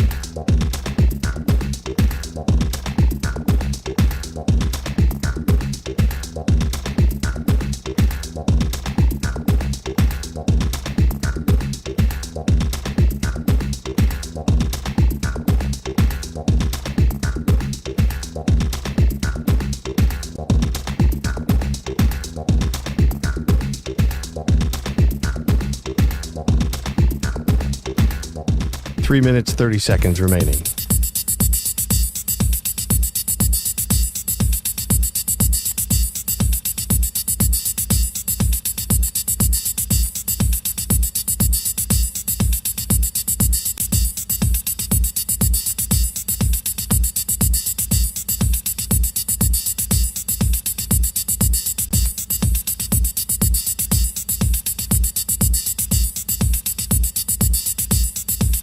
Three minutes remaining.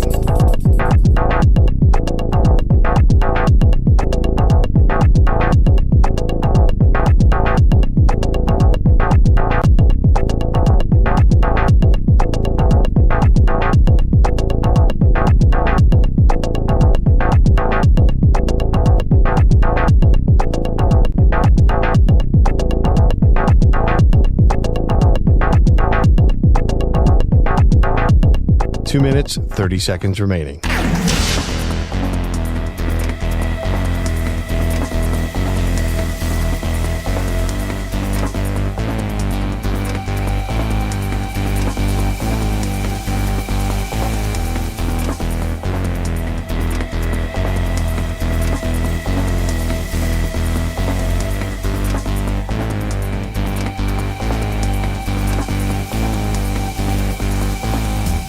Two minutes remaining.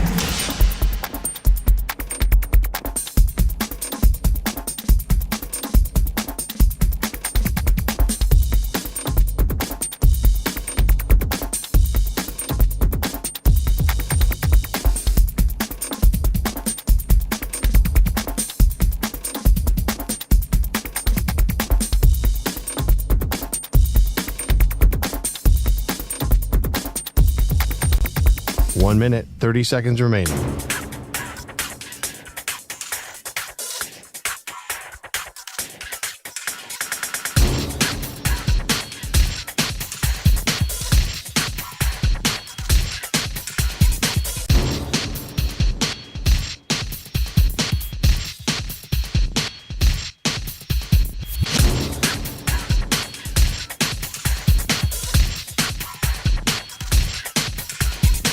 One minute remaining.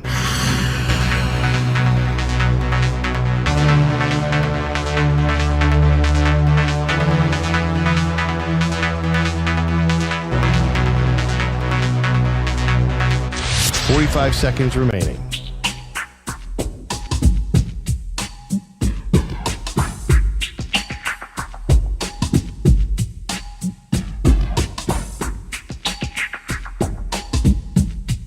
Thirty seconds remaining.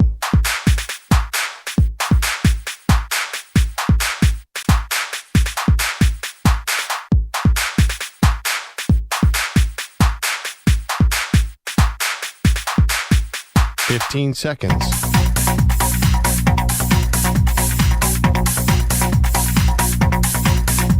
Break ends in 5 seconds.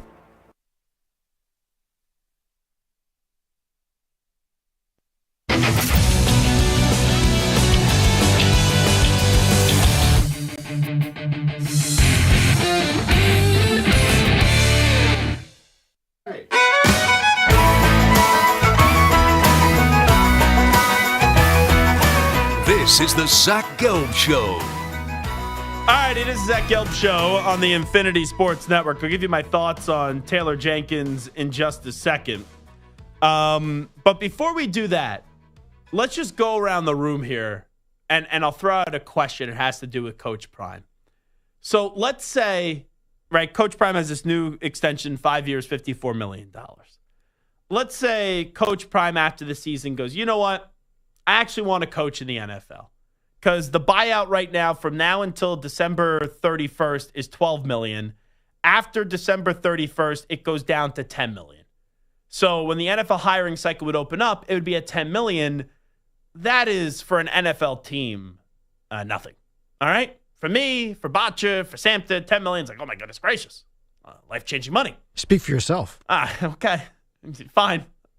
For me, $10 million would be life-changing money. Hey, Botcher, do you agree with that statement that $10 million would be life-changing money? 100%. Okay, just wondering. Hey, Samter, would you believe that $10 million is life-changing money? I got $10 million in my wallet right now. All righty, I'll give you a chance to win $10 million right now. Right now. If you could name me 5 Miami Marlins. I don't think anyone can name 5 Miami Marlins. Giancarlo Stanton? He's on the Yankees and he's hurt. Edgar Renteria. I'm serious. Like, I think we could do that as a radio bit. $10 million. And we just bring in random employees here that work in sports. And I don't think there's a single person in this building that could, maybe outside of Evan Roberts, that could name you 5 Miami Marlins right now. Is Donnie Baseball still the skipper? No, he is not. Jeff Conine? Yeah, there you go. Preston Wilson? Like, it's easy to name Miami Marlins or Florida Marlins. Miguel Cabrera? Josh Beck? Like, you can name Marlins, but I don't think anyone can name 5 current Marlins. As Samter is rushing to Google to try to swindle $10 million from me. All of a sudden, Samter's going to be like, who's this Jonah Bride right now? Who's this Otto Lopez? I mean, how are you forgetting Calvin Foucher or Matt Mervis? Matt Mervis? How is that a name? Wait, Botcher, could you name 5 Miami Marlins? Jake Berger, Alcantara. Oh, hold on. Ryan This only Weathers, was the Samter. Ryan Weathers, Sandy, Jake Berger. Bride's gone. Does Max Meyer count? Honestly, you could have said whoever we would have been. Because he's injured on and off. Did you look this up? No. I don't see any Berger. Is he a pitcher? Oh, he's on the Rangers now. No, I don't see Berger. Yeah, no, he is on the Rangers. Yeah. You know what? I freaked out because I wanted him for fantasy baseball, and I had him queued up, ready to go in my draft, and the person before me took him. Wow, you're a big baseball fan? Yes, they're in the NL East too, so I should know more. Now, can I just give you a little advice here? But hold on, give me some more of those names. I don't think any of the names you said is on the team. Sandy Alcantara? Yeah, okay, that's one. Yeah, Max Meyer. Yep. He's a pitcher. Ryan Weathers is injured, but he's on the team. Yeah, first off, not only knows he's on the team, he also knows that he's injured too. Wait, he's got a terrible elbow. Yeah. That's 3. Jeez.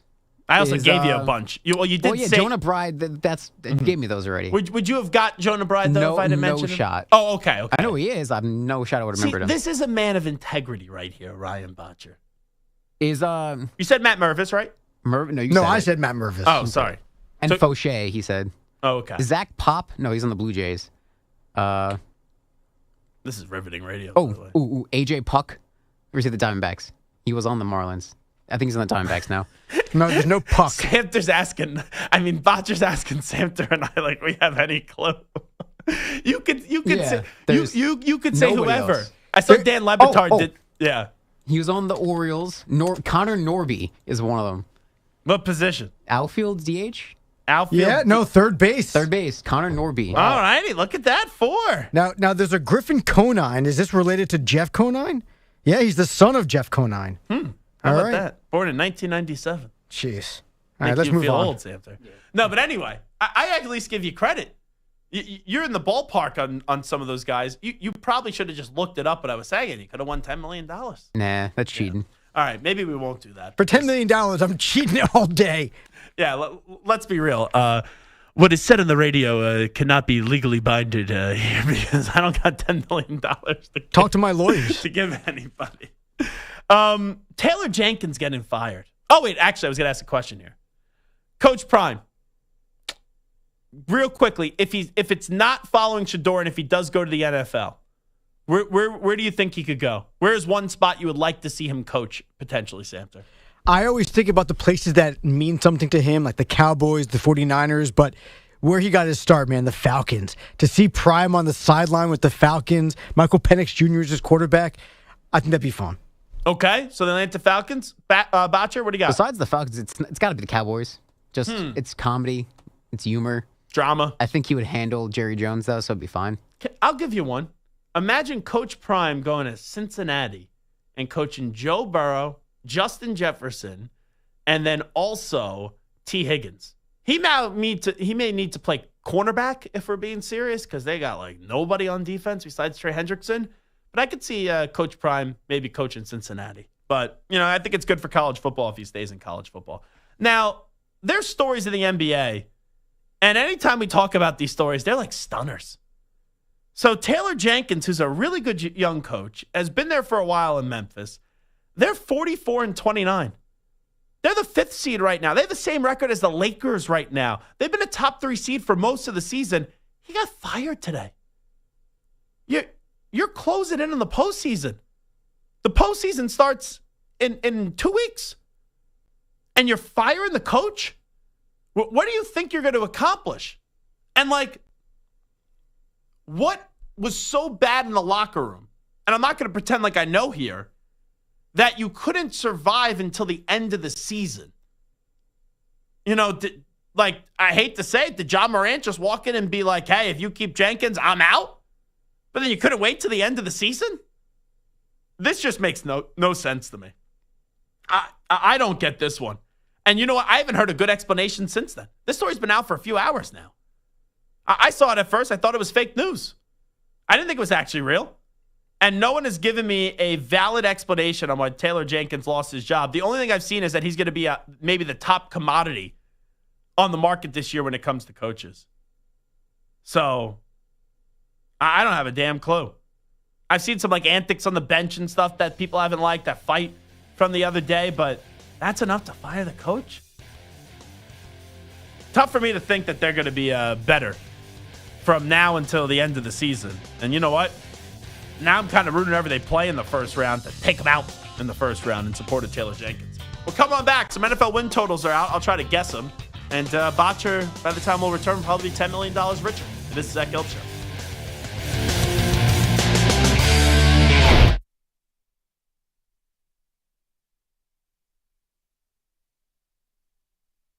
You're in a 5-minute break.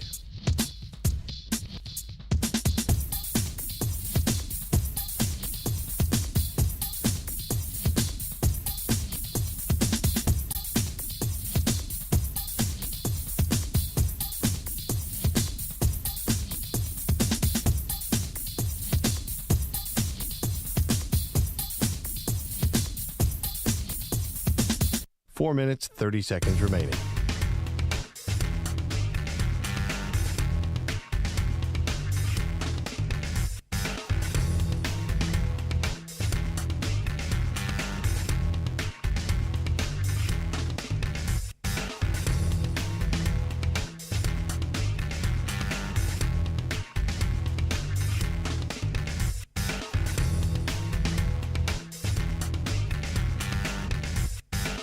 Four minutes remaining.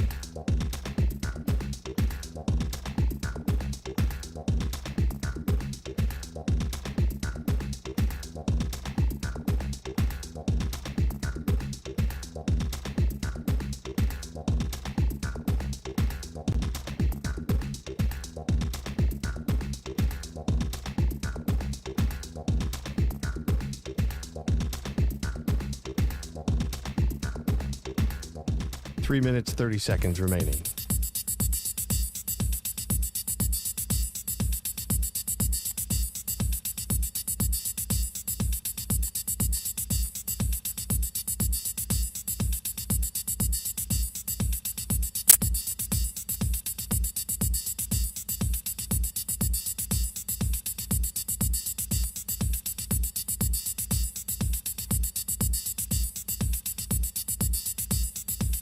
Three minutes remaining.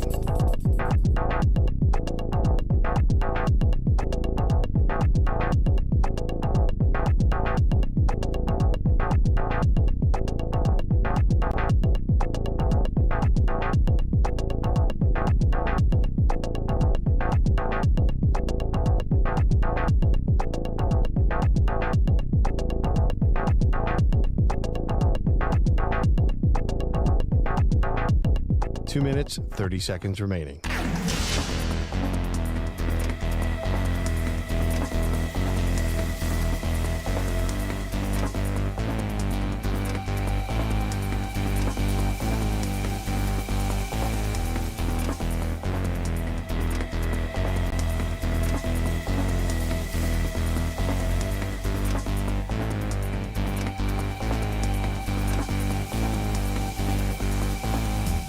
Two minutes remaining.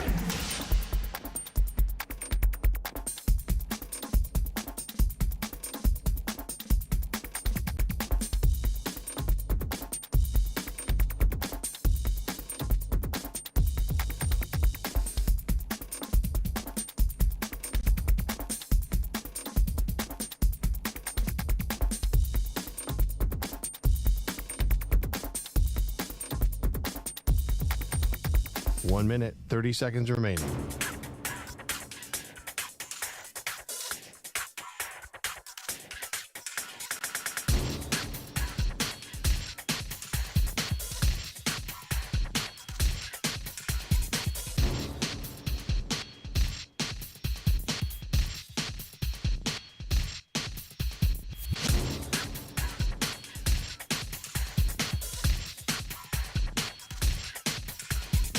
One minute remaining.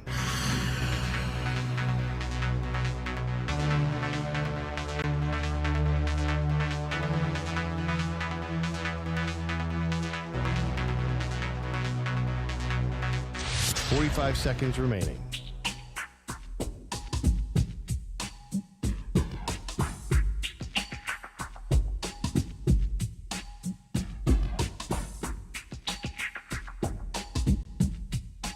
Seconds remaining.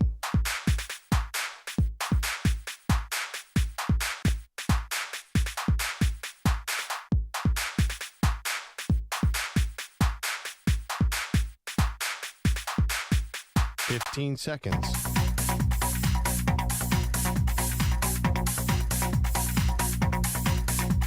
Break ends in 5 seconds.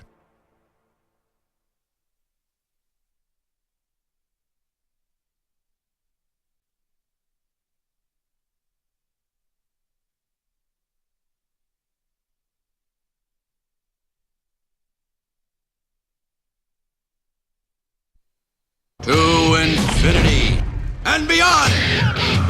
He's live. He's nationwide. This is the Zach Gelb Show.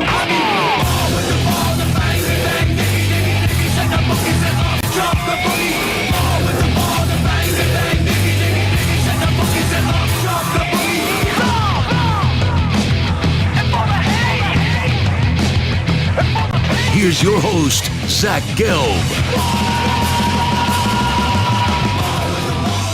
I've been very impressed today by Ryan Botcher, who I have once said is like the Jimmy Neutron of radio. And I've always had high praise for one Ryan Botcher. And I have always told the bosses that out of most of the, well, I don't want to say all. I'll just be truthful. Out of the majority of the part-timers that we work with, there's a certain comfort level when we deal with Ryan Botcher. And he's a whiz kid. Let's just be real. But I didn't know that you had this baseball knowledge, Ryan Botcher, that you could name 4 Miami Marlins. I thought of more while we were on break. Yeah. But then those don't count. And then I checked the roster, and I was like, I would have never gotten the other ones that I thought of. But still, 4 Miami Marlins. And remember who's next to the hall to us is WFAN.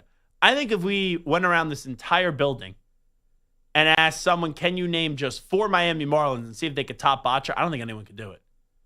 Because the guy that I thought was going to be able to do it, I asked him, and he was like, definitely no. And maybe Mark Malusis could do it, because Moose has like a crazy brain when it comes to sports.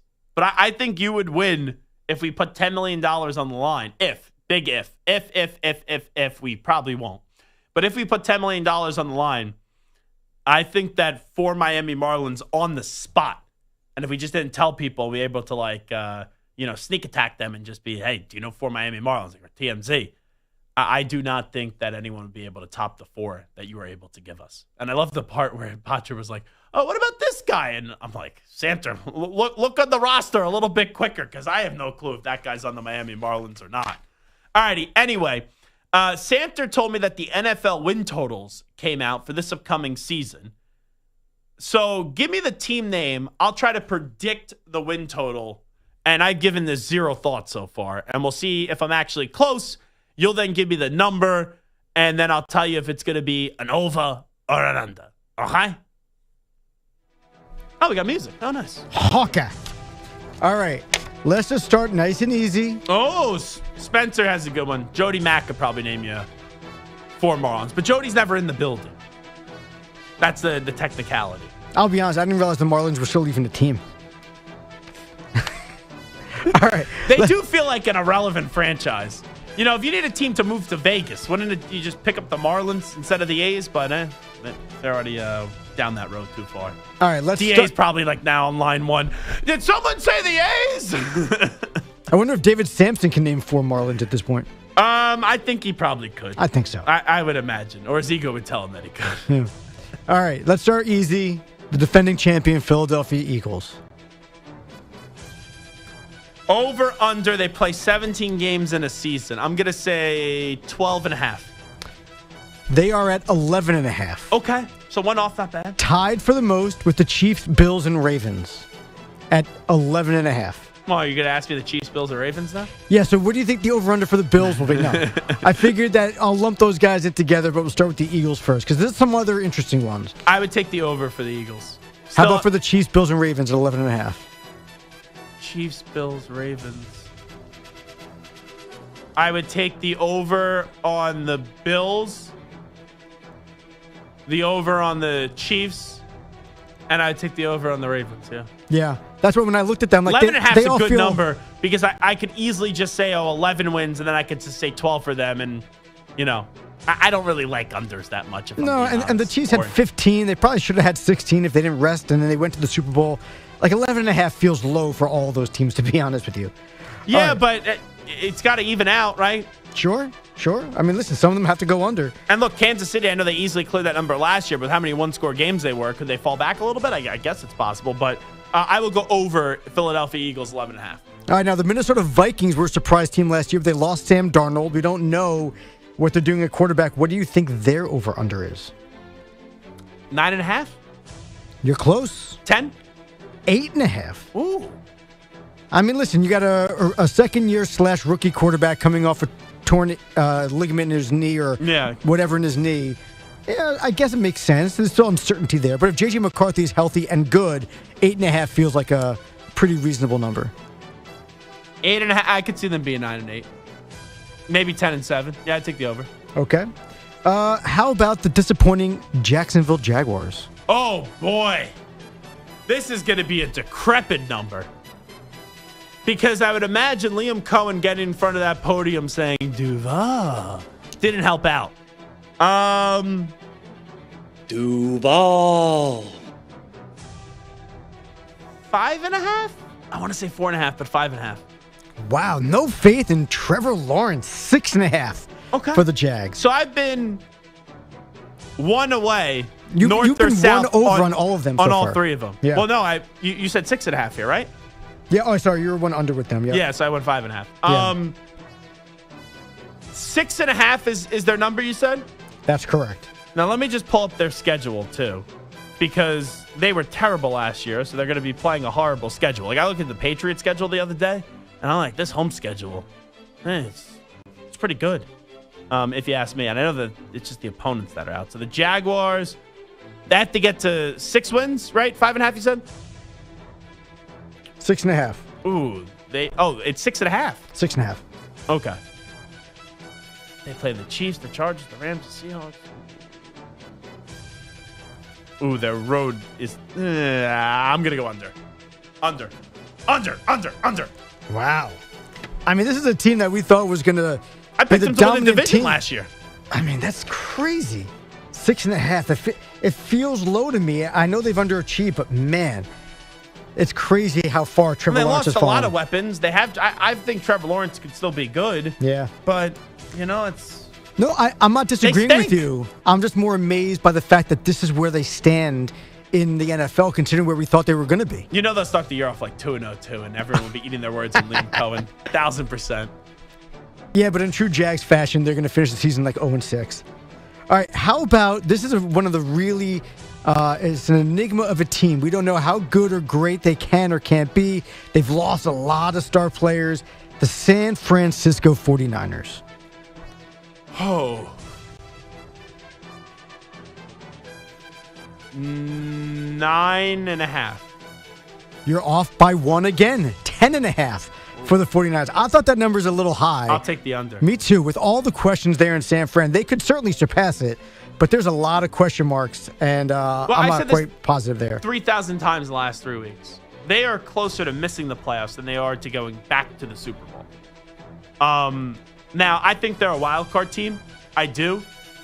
But to get to 11 wins, I think that's a tall ask, and you're also then asking for guys like McCaffrey to stay healthy, Ayuk to stay healthy, Brock Purdy to be worth the money.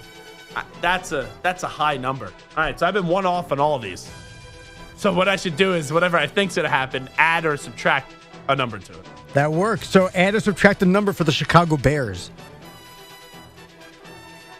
People will be optimistic about Chicago. You know what? I'm going to give you my true number here, 9.5. You need to follow your own advice. It's 8.5? 8.5 for Mother the Bears. bleeper. That's amazing to me. That feels low. It feels low. 9.5, 8.5. Yeah. Yeah, they'll be 9-8 this year. I think so. I Over. feel like 9-8 would almost, I wouldn't say disappointing, but 9-8, I would be disappointed personally. All right. Yeah, because you're not a Bears fan. 9-8, they may be doing cartwheels in the streets. I mean, I guess, but I mean, if they're 9-8, they make the playoffs, or 10-7 to make the playoffs. Like, I feel like 9-8 doesn't make the playoffs in the NFC this year. Who knows? Because we're all rich on the NFC right now, so we're all optimistic on the NFC. That could fall down a little bit. You get some teams come back to life, like maybe the Commanders come back to life. I'm not saying they will. I'm not like, what about the Minnesota Vikings? Maybe they come back down to life. You know, we had a lot of dominant teams, and also, you know, are the Rams with 1 foot in, 1 foot out, even though they have Devontae Adams now, is that going to be able to be sustainable? There's questions in the NFC, which I think are fair. All right, now, Mike Tomlin has gone 18 seasons without being below 500. Do you think the NFL win totals think that he's going to stay that way? Well, are they factoring in that Rodgers is going to be there? I should guess 9.5. I should guess 9. But I'm going to guess 8.5. You're learning. You're learning, son. It was 8? It's 8.5. Nope, you're right on. 8.5. Love it. You are correct, sir. That was very impressive. I would take the over on that. The Steelers are a 9-win team, bare minimum, every year. I mean, listen, 8.5. If you go under, that breaks the streak. So I'm wishing for over on that. And one. I also think that's a good time to buy that price because I do think they're going to get Aaron Rodgers. So now, if you believe in the Steelers and getting that over, you would go, even if they don't get Aaron Rodgers, they're not going to clear that. But I think that number tells you that they're going to go get Aaron Rodgers. Now, what team do you think is lowest, has the lowest number for their over-under?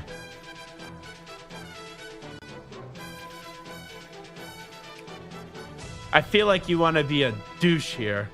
So it's probably going to be the Patriots, but I'm not going to say the Patriots. The Jets? No, the Jets are close. Okay, don't give it to me. AFC or NFC? AFC. AFC. Tennessee's chalky. Hold on. It's not the Jets, so it's no one else in the AFC East. In the AFC North. Could it be? No, I don't think it would be. It's not Cleveland, right? It's not Cleveland. It is Cleveland. Really? Well, I'm not going to tell you the number, but it is Cleveland. What do you think the number is? And this is the lowest? This is the lowest. 4.5. All right. Close-ish. I was going to do a half there. I was a little 0.5. So put a little 0.5 on there. Yeah, all right. 4.5. That's the lowest win total? That is the lowest.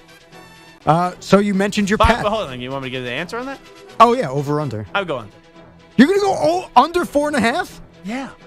What do the Browns have outside of Myles Garrett right now? Denzel Ward? Okay. Can you name 5 Cleveland Browns? I actually can't. Is Njoku still there? Yes, Njoku's still there. They're trying to figure out a new contract with him. But I'm just saying, the Browns their quarterback situation. Kirk Cousins was at a Chipotle yesterday or something like that in Cleveland. Like, even if you do take a quarterback second overall, you don't have a lot there to work with. But no, yeah, I was surprised the Browns were the lowest, actually. You don't have faith in Jerry Jeudy? Jerry Jeudy had a good season last year. I'll give him credit. The Browns have some good players. Super Bowl champion Kenny Pickett. Oh, yeah, Kenny Pickett. Who are you, Chris in California? All righty, next question. All right, you mentioned your Pats. Hold on. Moist Port now said, I'm dead to him. Dead to him because I took the under with the Browns. So you know what, Moist Port? Here's a message for you. Here we go, Brownies. Here we go. Hoo, hoo. And then Daly also said in the YouTube chat, Bears 9.5. Are you kidding me? I thought maybe 6 or 7. So we can continue. I think Chris in California is going to be a little bit disappointed in you also going against Kenny Pickett there in Cleveland. I'm a Kenny Pickett stan. I like Kenny Pickett. I know you are. All right, so you mentioned your Pats. What do you think for your Pats? People love Vrabel. They spent a lot of cash. They just got Stephon Diggs. He looked thrilled, by the way, signing his contract. He looked so miserable, by the way. Drake May's good. I'm stuck on 7 and 7.5.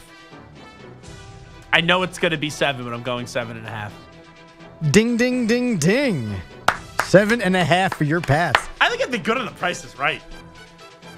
Yeah, you've only gone over once. You've been twice. You've, for the most part, been under or right on. Like, I'm right there. Right there. Close. I'm battling. All right. 7.5 for the Pats? Yes. All right.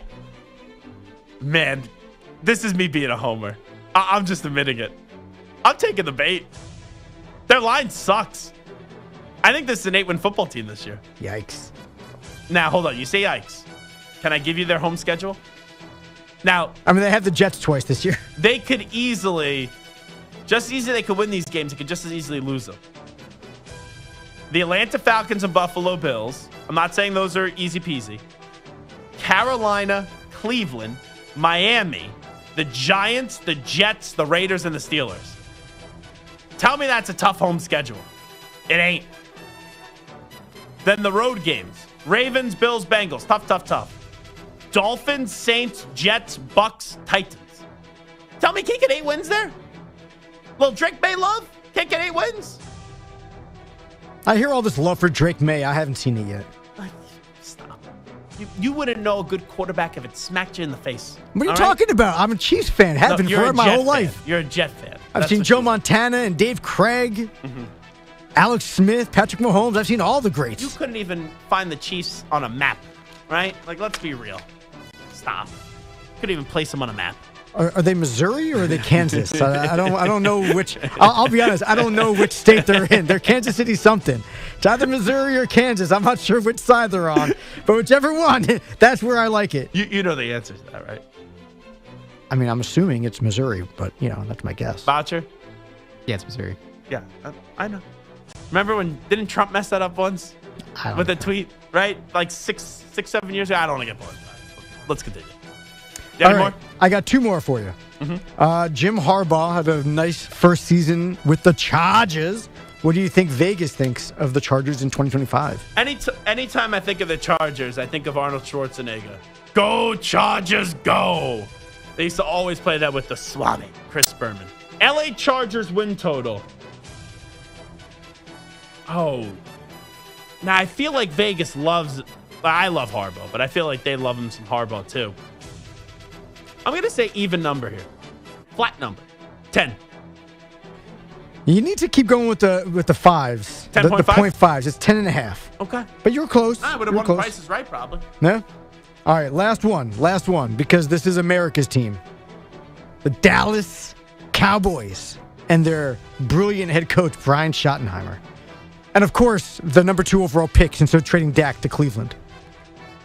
Well, that's not true, the last part. I'm between 2 numbers. 7.5 and 8. 7.5 and 8. 8, 7.5.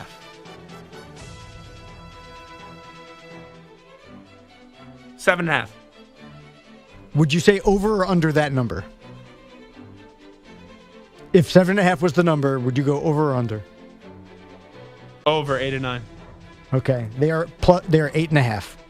Wow. So 8 and 9, you're going under. They're 8.5. 8.5.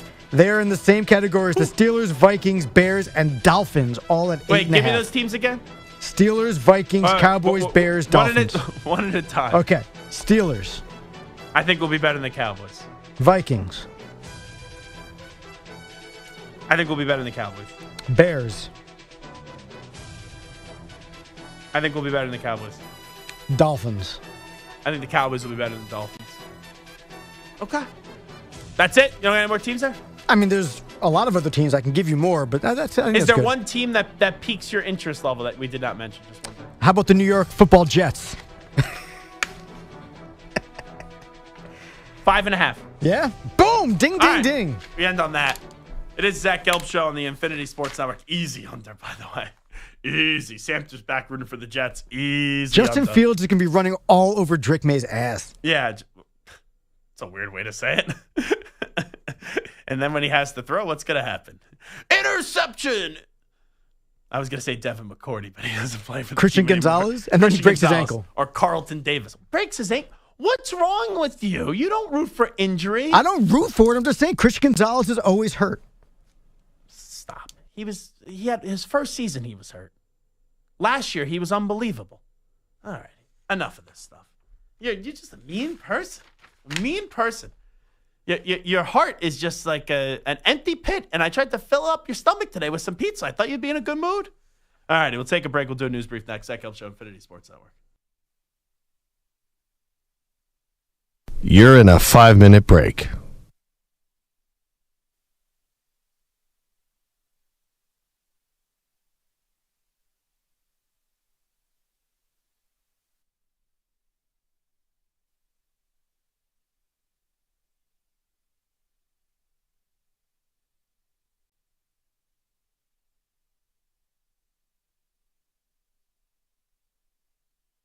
Four minutes, 30 seconds remaining.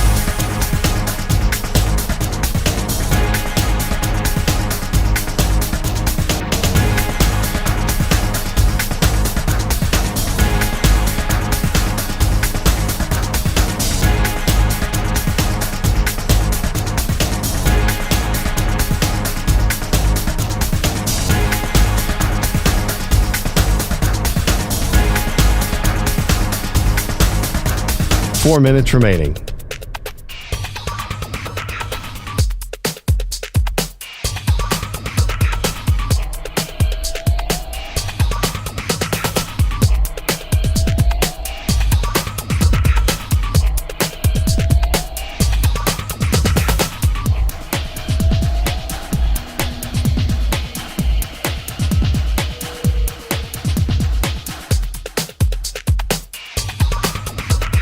Three minutes, 30 seconds remaining.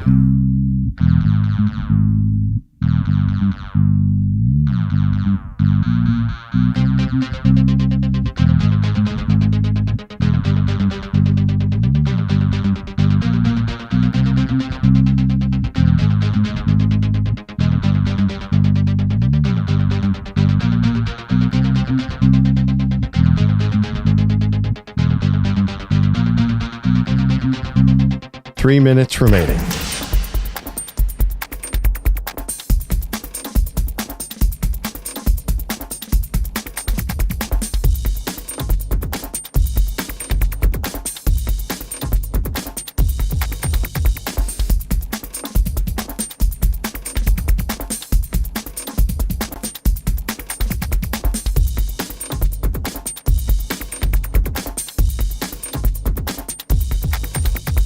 Two minutes, 30 seconds remaining.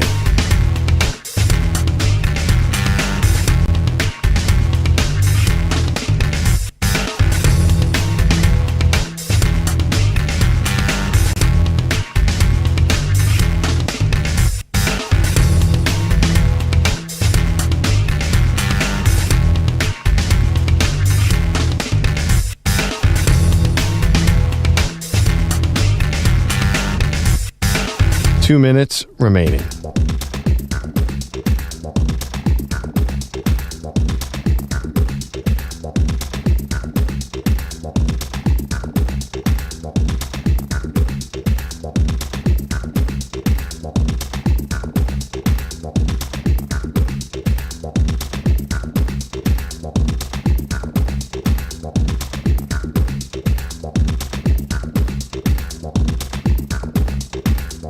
1 minute, 30 seconds remaining.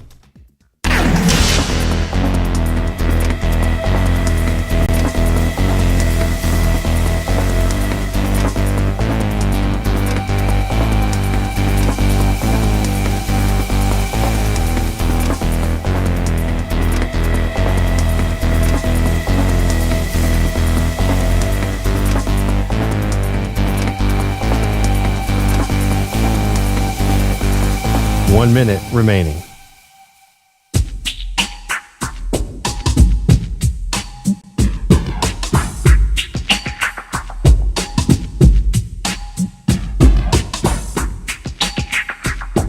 $45 seconds remaining.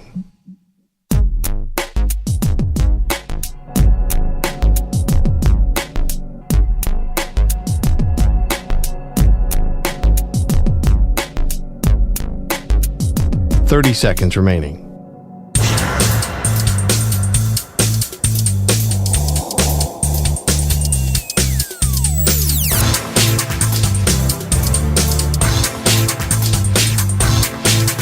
$15 seconds.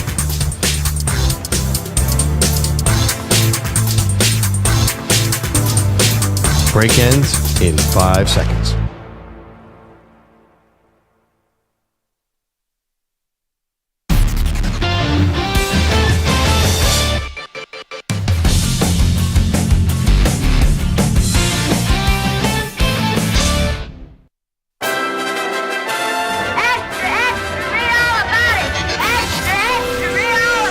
Time for your daily news brief. We get you caught up on the rumors, reports, and reconnaissance from the day in sports. Alrighty, let's start off with Arkansas. Last night they choked away the game up against Texas Tech. They were up by 16 in the second half. They had an opportunity with about 10 seconds to go in regulation, up 3 to foul. They did not. Game gets to overtime. Calipari elected to keep the timeout in his pocket, and their team absolutely looked lost in the final few seconds. This is John Calipari on why there was no timeout called in overtime. The last possession there in overtime, any consideration to calling a timeout there? Yeah, but in my career, I let that go. Let the guy get to the rim. They're not going to foul you. You know, and with that kind of time, just me. You call a timeout, now you got to worry about what he's doing, how he's playing, the inbound. What are you doing? So I usually let that go. Now, because it ended the way it is, yeah, I wish I would have called a timeout. But 99% of the time, I let that go. Because now I know what they're doing. They know what we're doing. That's why we did it. And let's go to John Calipari and why he elected not to foul up 3 at the end of regulation. TB down the stretch came up with rebounds, and, you know, we missed a free throw that made it a 3-point game. And now you're like, okay, there's 12 seconds, a little too early to foul. The kid that was 1 for 9 makes it, and it was contested. I mean, sometimes that stuff is, you know, stuff that happens in these games. So I'm just going to tell you how I reacted to it in the moment. It's easy for people to have takes afterwards and kind of alter their takes. I didn't really crush him for not fouling up 3 with about 10 seconds to go. I thought not calling the timeout in overtime was egregious, was by far and away more egregious, especially because I'm okay with letting it ride a little bit. But when your players are running around like they have no damn clue what to do, call timeout. You got to reset, and he didn't do so. Though Pete Gillen was on CBS Sports Network after the game. He's not dead, by the way, even though a few years ago Rex Chapman thought he was dead. Pete Gillen said Calipari should have fouled up 3. I think analytics say, wait, if you don't foul, all right, what are the chances? 1 out of 5, about 18% to score. If you do foul, well, the odds of them making a free throw, miss a second on purpose, get the rebound and score, roughly 8%. It changes a little bit each year. But if you go by analytics, you foul every time in the last 10, 11 seconds. But you got to work on getting the ball in bounds. I know there's other dynamics. But John Calipari did a wonderful job this year. Tons of injuries. I'm a friend of John. I feel badly for him once again. But I think at the end of the game, you got to foul. Don't give him a chance to tie it. And Wally Zerbiak and John Rothstein had opinions on this on CBS Sports Network about Cal not fouling up 3. There was 10 seconds left, so the 3 tied the game. They still had 10 seconds to get the final shot and get the win. That's why you don't foul to extend the game when you're leading by 3. I don't understand why you foul when there's that much time left on the clock. I've never played for a coach that did it past 10 seconds. When you're around 5 seconds and you can get the foul, that's when you do it. It's a timing thing. You always foul up 3 late. You never acknowledge The Godfather Part 3 as part of the original trilogy. Don't waste calories on pizza outside of the Eastern time zone. I love Rothstein. And Rothstein, one of his best tweets ever was years ago. He said, Zach Gelb, you should have bought stock in him a long time ago. But there's a certain shtick that Rothstein does. I was not expecting that shtick to pop up there, but he will name there's 3 things, and the one thing that he really wants to stress the point, and then he does the 2 other things about The Godfather and then also pizza, not in an East Coast time zone. That's excellent. But I think Zerbiak's kind of opinion is not wrong on this, and I agree with him. Now let's get to Darian Williams at Texas Tech. He was on Turner Sports after the game, and he was very fired up with the interview after the win. We're going to fight to the end. It don't matter the score. We could be down 20. We're going to keep fighting, man. That's a good dub. Excuse my language. My bad. I watched. That's okay. Were you afraid there, Botcha, that we didn't get it? I hadn't pre-listened to it, so I didn't know. Well, earlier in the week, we had 2 dump issues this week. What? We didn't dump anything. We're good. Did you think we dumped something there, Santa? No, I had my headphones. It wasn't working properly, and then PTSD. I know I had bleeped it, but then when you asked Botch that question, I'm like, wait, did I miss it? PTSD, because earlier in the week, I forget what we were playing, but we played something, and there was a lot of voices. It was LeBron with McAfee, and they were all talking over each other, and somebody tried to drop a F-bomb over somebody else talking under LeBron and behind this guy. And then I dumped a caller this week because I thought he said F it up, but he said muck it up. It sounded like muck it up, but his line dropped right at that first syllable. So we dumped it anyway, and either way, it was fine. Yeah. So Darian Williams almost gave Botcher a little heart palpitation right there. But his play, he was not good in the game for most of the game. If I'm a St. John's fan, I'm watching that saying RJ Lewis, that's why he should have been in the game. He took over in the final few minutes after he was cold for most of the night. So Darian Williams came up big when they needed him to. It's been a crazy week with Stephen A. Smith and Pat McAfee. I've talked with LeBron James, Stephen A. Smith and LeBron James. I talked about this probably more than we needed to, but I think it's embarrassing, quite frankly, for both. It's entertaining as heck. I think LeBron comes off as extra petty, and then Stephen A. just can't stop talking about it. But this is when you know something's impacting you. When you just mess up easy things, like if someone's living or not. Because you're so caught up in the public beef with you and LeBron that kind of your other senses, when you're talking about other things, they deteriorate. And LeBron kind of did the same thing. You're telling me if LeBron wasn't feuding with Stephen A. this week that he wouldn't have this horrible defense last night and he wouldn't have turned over the basketball? Oh, come on. I'm serious. You think at the end of a game, clutch time, LeBron is thinking about Stephen A. when he's inbounding a ball to Josh Giddey? Yeah, what does this regular season game mean to LeBron? It means nothing. I'm being 100% serious. Like, when I take off my glasses. Oh my God, is that Superman? And I can't see.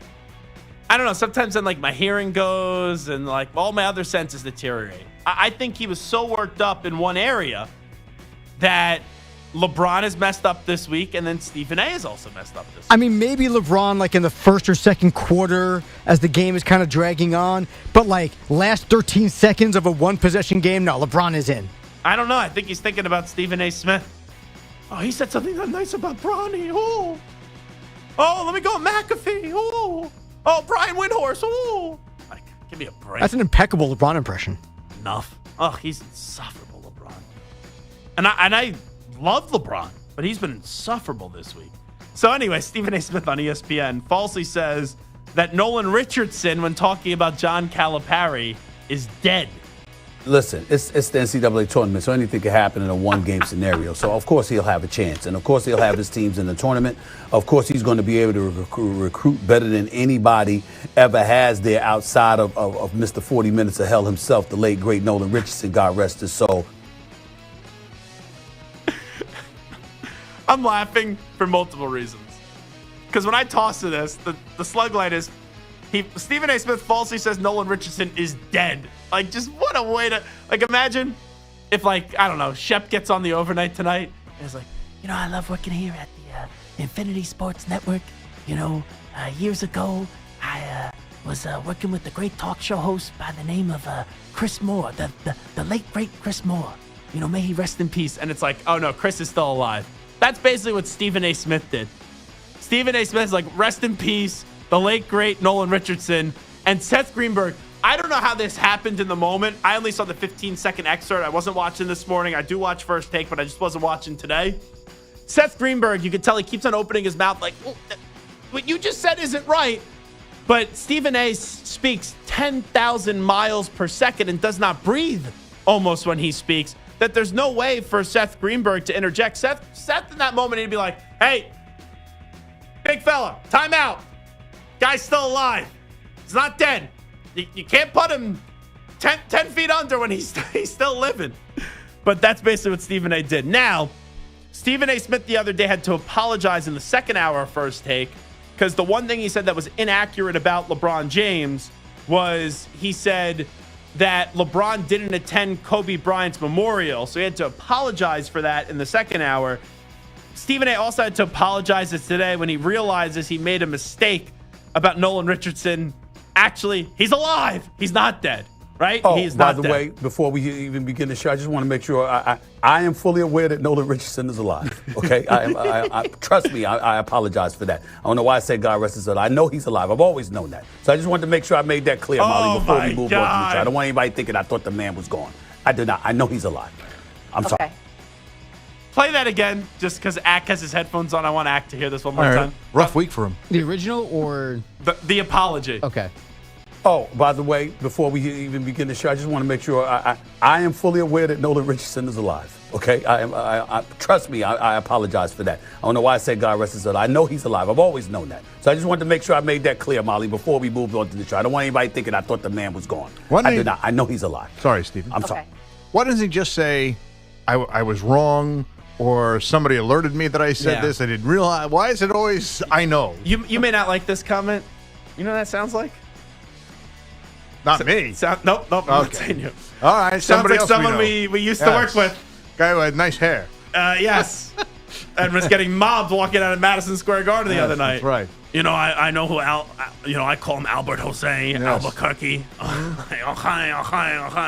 It's just like, it's amazing how some talk show host or some person, you thought the guy was dead. You were wrong. Yeah, it's an embarrassing moment. Will never happen again. I messed up. I talked about 10,000 things a day. I messed it up. It I got it happens. wrong. You could confuse him with I thought somebody. an old guy was dead. Yeah, you can confuse him with somebody. You got a lot on your mind. It happens. It's just, but it's the way you come off it, though. Just say, I messed up. Of course I know he's alive. Yeah. The late, great Nolan Richardson, God rest his soul. Yeah, he kind of went another level with that, You could even say, you know what, when you say the great, sometimes when you say the great, it's often, late great, when we describe somebody who has passed, it can just be in your head. Yeah, but there's a difference in of the great Rich Ackerman and then the late great Rich Ackerman. God rest my soul. Right, yeah. So the great late? No. Great late or late great? Late great. Yeah, late great. Yes. All right, let's go to Jake Trotter. He was on ESPN Cleveland. Jake Trotter's not dead. The Cleveland Browns plan at number 2. I don't think that's dead. I don't even know if it even gave birth yet, the plan. But here is the Browns plan at 2, according to Jake Trotter. I've yet to talk to a scout or front office person who thinks that Shador has a super high ceiling in the NFL. Now, can he bring you a level of competency? Yeah, I think that's fair. I'm not saying Shador is a bad prospect. I'm not saying he's not a first-round pick. All right. He is like the 25th best prospect in this draft. It's not me saying this, okay? It's just everyone I talk understand. to. But I don't know what Jimmy thinks. I don't know what Andrew Barry thinks. And I don't know what Kevin thinks. They may think differently. I'm hearing Abdul Carter's the pick. Because guess what, Chris? I don't care if you have a quarterback or not. You ain't going anywhere next year anyway. It's because they don't have a quarterback. No, they have massive holes everywhere else. So they're not wrong, but I really want Abdul Carter and the New England Patriots. And Ack looked at me one day, and that's why he's laughing. He goes, Abdul Carter, the Patriots. He goes, got no chance. Oh, maybe. You never know now. Oh, now? I don't think Did you so. make up your mind? He shouldn't be. If he's there, that's a crime. Let's go to Brock Purdy, who's Built for More podcast. That's the name of the podcast. Brock Purdy also not dead. How often can he not see where he's throwing the football because he's not the tallest guy in the world? really it's 60-40. You can see about 60% of the time, and the other 40% you really can't. I mean, it doesn't matter how big you are. Right. I mean, I'm already shorter in stature, yes, but he goes, that's why it's so important when it comes down to knowing coverages, knowing scheme, where our players are supposed to be, how many steps they're breaking, and where the ball should be over a certain backer. Like, all those things, man, it matters. And that's why, like, guys, you know, if you go to a combine and all those things, you're just throwing on air, and, yeah, you look all good with a strong arm and fast jumping, all that stuff. But when it comes down to 11 on 11 and you got guys that are a foot taller than you and you can't see, it comes down to the processing. So he can't see 40% of the time, and he's been to an NFC Championship game and a Super Bowl? That's kind of crazy. He's listed as 6'1", so maybe he's 6 foot. And the one thing he said earlier in the cut, I had to kind of trim it down. He was talking to his quarterback coach, Brian Griese, who obviously his dad, Bob Griese, was a great quarterback also. So it doesn't sound like this was a Brock Purdy issue. I think he's kind of speaking for quarterbacks in general, that when you're 6'1", 6'2", 6'3", and you got offensive linemen who are 6'6", 6'7" in front of you, and linebackers who are jumping, through the roof, and cornerbacks who are jumping through the roof, most quarterbacks don't see 40 yards down the field. They just kind of know where the guy's supposed to be. So just do what Mahomes does. He's 6'2", just no look pass. Perfect that. There you That'll go. work. Let's go to Diana Rossini. This is on the Scoop City podcast. Is there a Chase Daniel part of this with Diana Rossini? He kind of hops in for a second, I think. His reactions, it seems like he has no clue what's going on. He's like, what? Seriously? Oh, I haven't thought of. No way. It's almost like he smoked a fatty before he ended up talking with Diana Rossini. But here is Diana Rossini saying the tush push might actually get banned. Chase, I'm hearing that the tush push is building some momentum. I know we've talked about it here on the show where I said I didn't think that this would probably be the year where I could see change. I feel like it's getting more momentum in terms of those opposed to it than I've ever heard before. Usually it's like everyone's like, nah. There's those one or two people that sit on it that are against it. But it's catching fire. If they ban the tush push, it's ridiculous. Diana Rossini is a good reporter. This podcast, though, with Chase Daniel, I can't listen to it. I don't know what it is. It just nails on a chalkboard to me. You know when you go to a fancy restaurant and they have the table scrapers that clean off the tablecloths? That's one of the worst sounds ever. That's nails on a chalkboard to me. That is maybe just as bad as Diana Rossini with Chase Daniel on this pod. I can't. She's a good reporter. But this podcast together, the clips I at least see of it, because I don't watch the entire thing. Every clip, Chase Daniel is like, huh? What? Huh? And it drives me bonkers. Anyway, we'll take a break. Standing by with the latest update. Here's the late great. I feel like Abe Vigoda. Yeah, Rich Ackerman. Infinity Sports Network. Sports Flash. Well, Deion Sanders has just been great, winning 9 games in his second season at Colorado and has reportedly earned a new 5-year deal worth $54 million. It's not often you see a move such as the one the Memphis Grizzlies have made, firing head coach Taylor Jenkins with just 9 games left in the season, and the Grizz currently 5th in the West at 44-29. The Sweet 16 tips off tonight with a lot of teams with rich tradition, none more so than Kentucky. The Wildcats will face Tennessee, a team they are very familiar with from the SEC. Expectations are very high every year for Mark Pope's team, but he's used to them having won a title playing for Rick Pitino back in 1996, and now will try to take his team a step closer and trying to get them to embrace the moment and enjoy it. I think joy in the gym is a principle that's really, really important to us. I think we play better when we work hard to find joy in the process, because this can be a grind also. It can be mentally and emotionally taxing and exhausting. The Wildcats took the 2 regular season meetings from the Vols. The other game in the Midwest features top seed Houston and Purdue. In the South, it's SEC versus the Big Ten. Michigan State and Ole Miss in the first game, followed by Auburn and conference champ Michigan. I'm Rich Ackerman.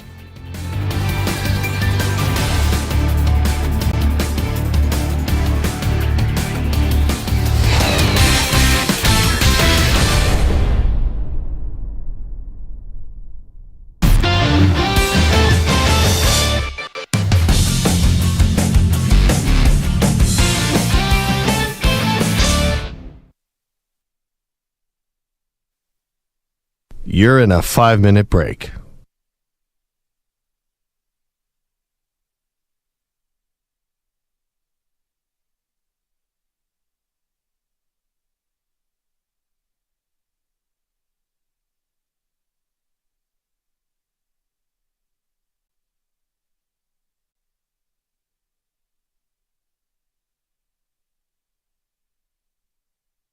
Four minutes, 30 seconds remaining.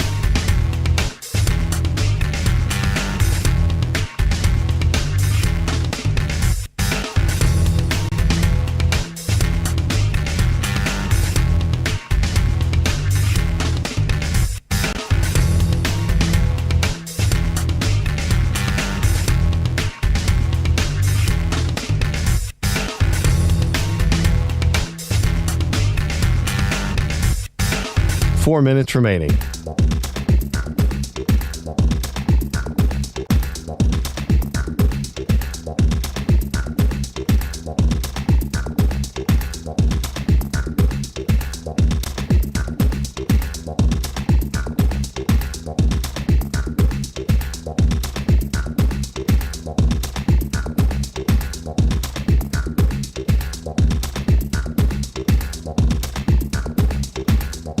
Three minutes, 30 seconds remaining.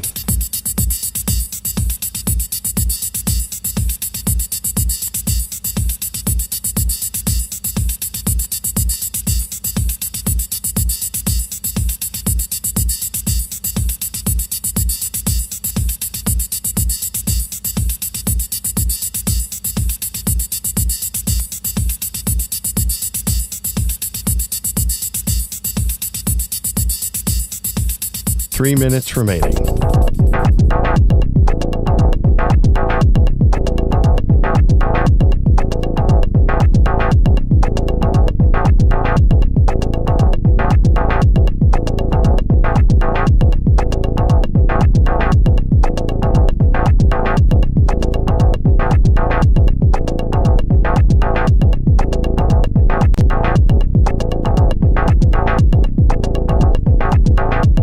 Two minutes, 30 seconds remaining.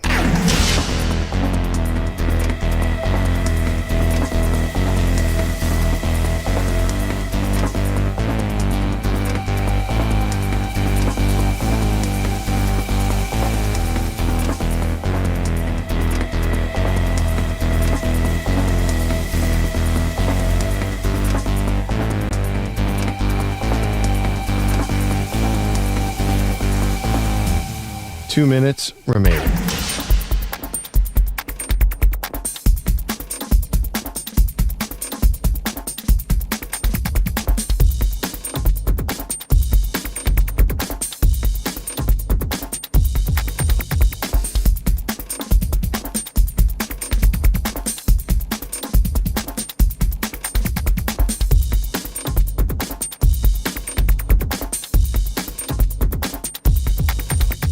One minute, 30 seconds remaining.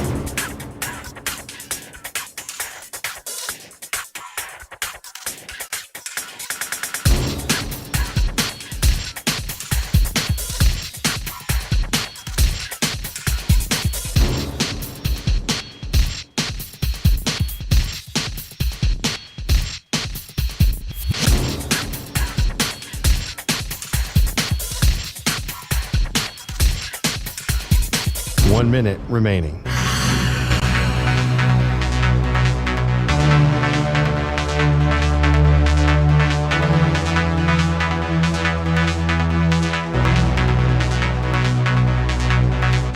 Forty-five seconds remaining.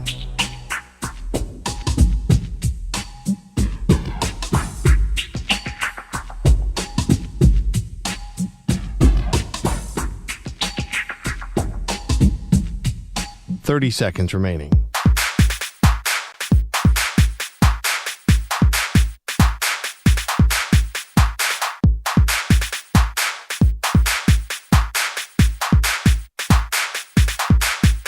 Fifteen seconds.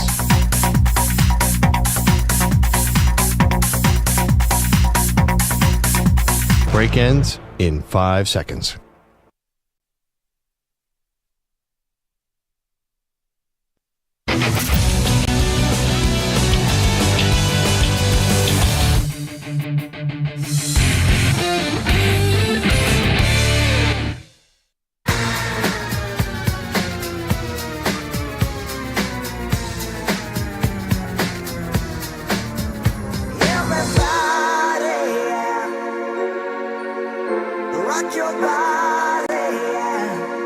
Hey, this is Howie. And this is Nick from the Backstreet Boys. And you're listening to the Zach Gelb Show. And guess what? Zach is back. All right. He's live. He's nationwide. This is the Zach Gelb Show. Oh my God, we're back again. Brothers, sisters, everybody say. Alrighty, this is Zach Gelb Show on the Infinity Sports Network. So Myles Garrett signed a 4-year, $160 million deal with the Cleveland Browns. If you just want to give me the total value of the contract, I don't know if you guys saw this yet. We haven't talked about it yet. Micah Parsons. Has anyone saw this story yet? No? Micah Parsons is seeking a record-breaking contract. What do you think the overall value is of the contract, according to the Dallas News, that Micah Parsons is seeking? We'll do this little Price is Right style, if you just had to take a guess. Per year or total? Total value. Not per year. Let's go, I'm going to guess around $40 million a year for 5 years. Let's go $200 million. Botcher? $250. $200 million right on the nose. Look at that! You could be a good alarm clock, Samter. Look at that! Look at that! Look at that! Look at that! Look at that! Look at that! It's like a... That'll wake you up in the morning? Not even like an iPhone, like a traditional, like Jack in the Box, Samter. A Jack in the Box pop out? That's an alarm. Look at that! Look at that! Look at that! Look at that! Look at that! Look at that! Look at that! Yes, it's $200 million.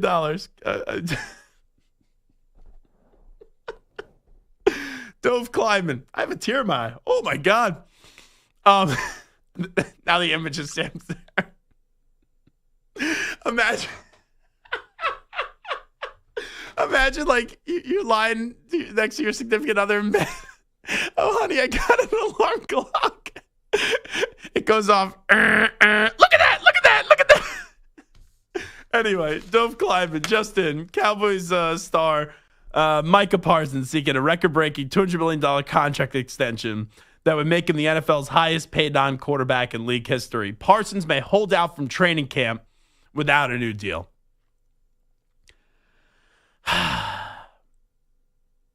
Part of me says, and I don't think this will happen,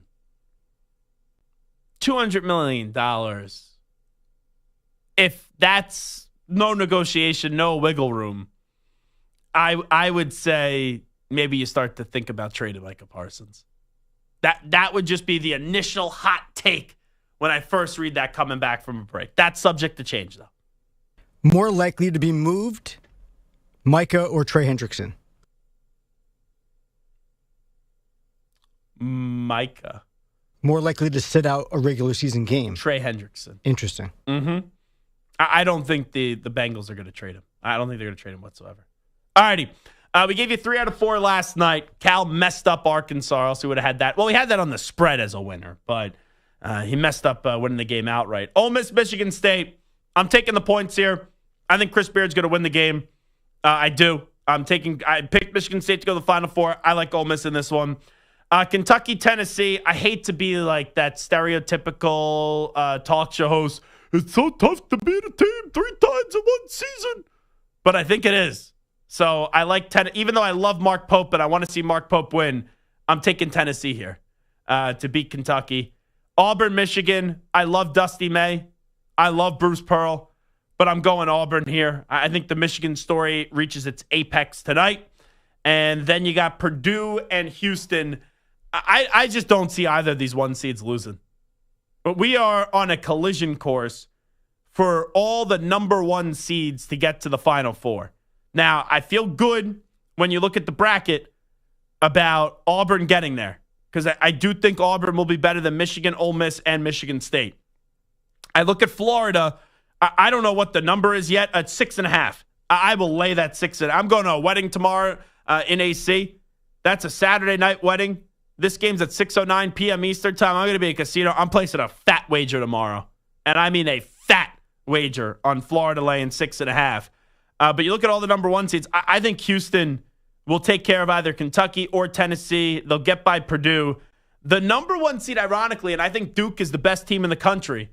The number one seed, and I think, as I said, Duke's the best team in the country, that has the toughest chance here, would, to potentially get upset here for the number one seeds, is actually Duke, Alabama. Now, I think Duke's going to beat Alabama, but if Alabama goes and hits 4,000 threes like they did the other night, it's going to be very tough to beat. I still can't believe last night I picked Alabama. Yeah, I laid the number with Alabama up against BYU, made a nice size wager on that.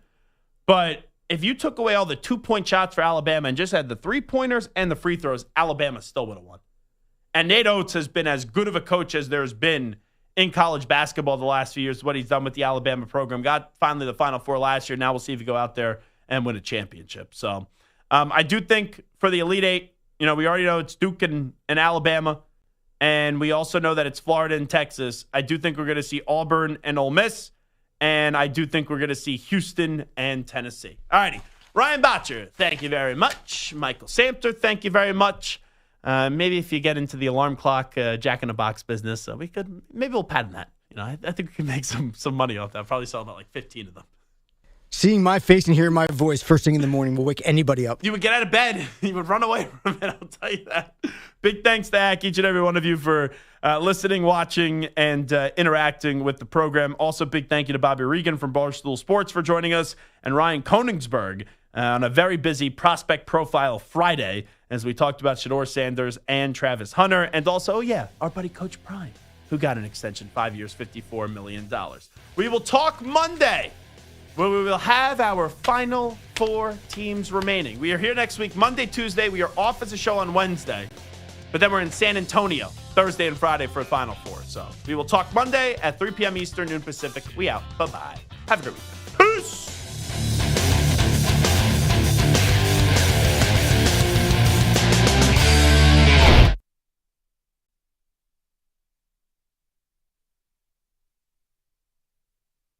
You're in a 5-minute break.